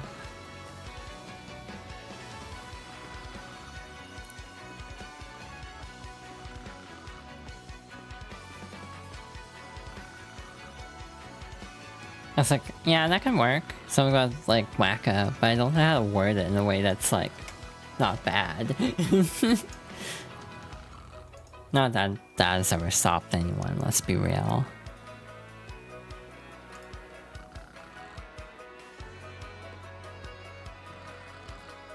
Also, hug the Aiden. They are very good. I appreciate them so much. I appreciate all my friends, but... You know what I'm saying. But yeah, my gut instinct, as per tradition, it feels like on Mondays, because, you know, just kind of makes sense. Similar channel size-ish. And everything. And my instinct is always to read Twi on Mondays when they are live. They are not always live when I am live, but... To me, that just kind of feels like the best option, but a parade message, I don't know what to do.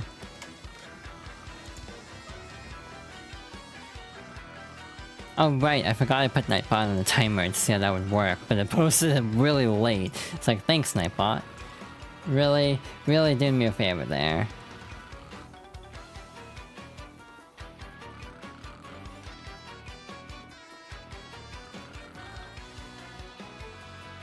I'm just kind of sitting here, racking my little pop brain.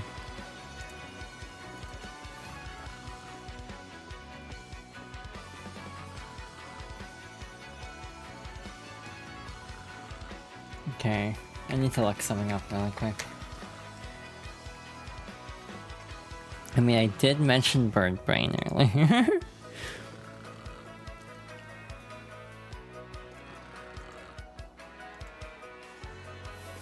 My brain wanted to be like fox brain, but I don't know if that would make any sense to anybody.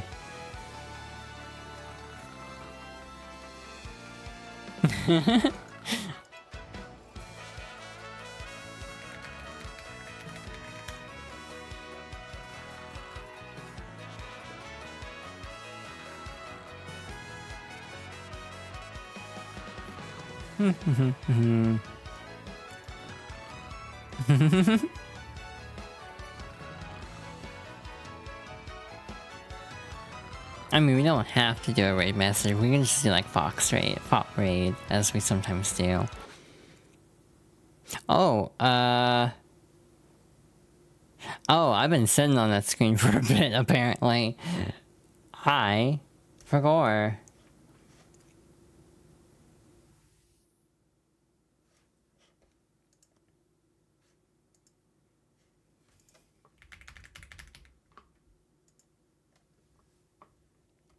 Gonna... One downside of not having an actual Switch 2 controller for this, because I don't like the Joy-Cons, because they're tiny, is you can't wake up from sleep, but also my Switch is on my desk anyway, so I just have to reach up and hit the home button. It's not a big deal.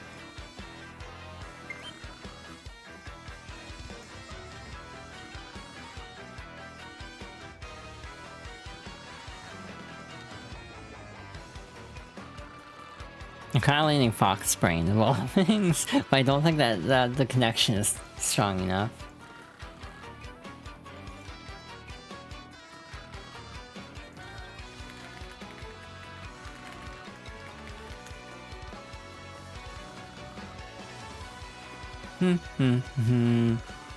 Yeah, I know I'm just kind of sitting here being a little smooth-brained fox. Yeah, I appreciate everyone.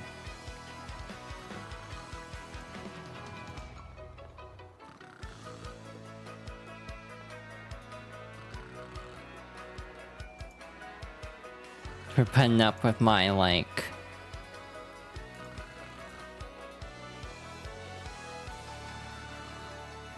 I don't know what I'm trying to say, putting up with some of the,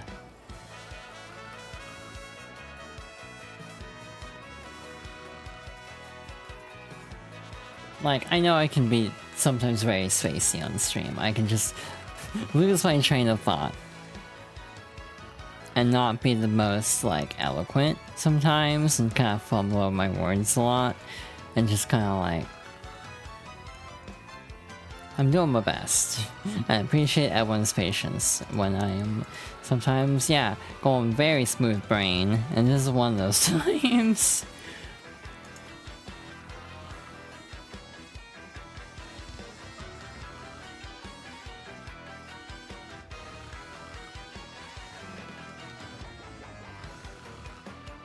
Like, you can picture the little Windows loading icon over the little VTuber as I'm just spacing out, trying to think of a raid message.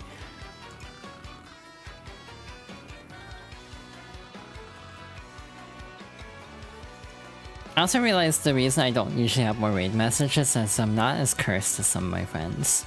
It's like, I don't say things that are as cursed. I can say things that are cursed. I usually just don't on my stream for some reason.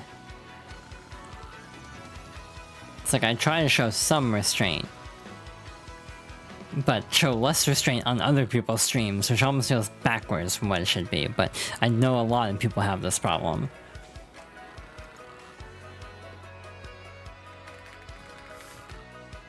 I got nothing. Should we go Fox or Fop?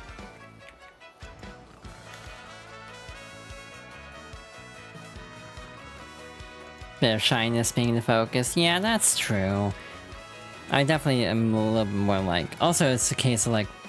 me judging the room. It's like me having to set the tone for the room. I think I try to hold back a little bit on my own stream. But other people's streams where they have definitely set the tone as hella cursed, I don't feel like I have to hold back as much. Like with Star as an example. It's like, you know... vaguely gestures with some of the funny moments there. It's like I don't have to worry as much about being unhinged because the tone has been set as unhinged, so I can lean into it. But on my own stream, it's like the tone I have set for myself is relatively chill. So I think that's why I kind of hesitate. Actually, I had a dumb idea right now. Partner hit. Oh.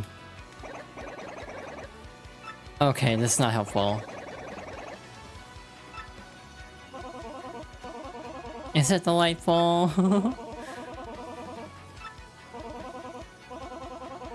Oh shoot! What if I do the lottery? This is dumb. I was trying to wrap up stream, but now I'm like, okay, but what if? What if we actually get the lottery to work? Sometimes I wonder if I have ADHD, and in moments like this, I don't think this is beating the allegations. Oh my god, we won. No, we didn't do well. You did it, how happy, you won the 4th prize. Here's your rank 4 prize. Jesus, a live stream, really? That's not bad. Congratulations to you, this is a lucky happy day, that is for certain. Come back again tomorrow too, I'll be waiting happily.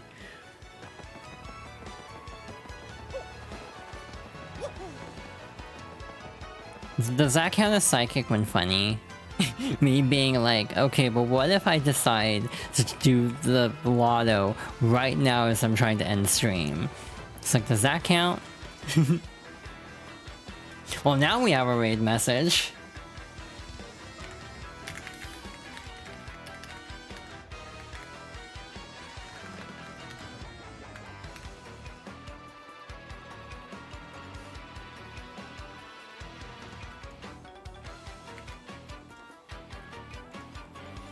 I'm gonna go last second lottery.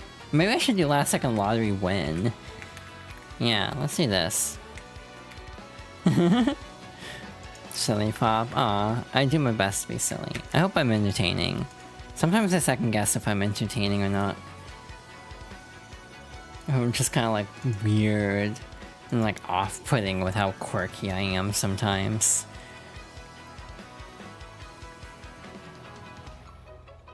Yeah, fun to watch? Aw, thank you. You are entertaining? Aw, thank you. I try. Yeah, I guess we have a raid message because I did something funny, as it turns out, at the last goddamn second. But yeah, we're raiding twice as per tradition on Mondays, it feels like.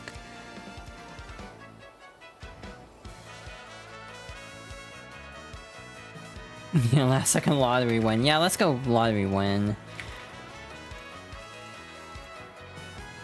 But yeah, once again, actually doing an outro for once. I mean, doing it again because I already did it, and I'm like, wait a minute, I should go do this.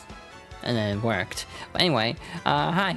Thank you all for watching. Again, next stream will either be tomorrow or Wednesday. Tomorrow if I decide to do something for my anniversary. Wednesday if we still do something for my anniversary, but I also crash after the stream. And then hopefully Friday, God only knows what I'm doing on Friday. I might do a game clear. Either way, on Wednesday or Friday, I might do a game clear if I do something for anniversary on Tuesday. And then we'll hopefully start Animal Crossing next Monday, if I'm ready to go. If I'm not ready to go, I will attempt to do more game clearing and one-off stuff. We might do another first look stream. I thought about doing a first look stream of both versions of Trials of Mana for an hour, but that's the whole thing. Also, the raid's about to go off, so thank you all for watching, and I hope everyone has a good rest of their day. Good night, everybody. Take care.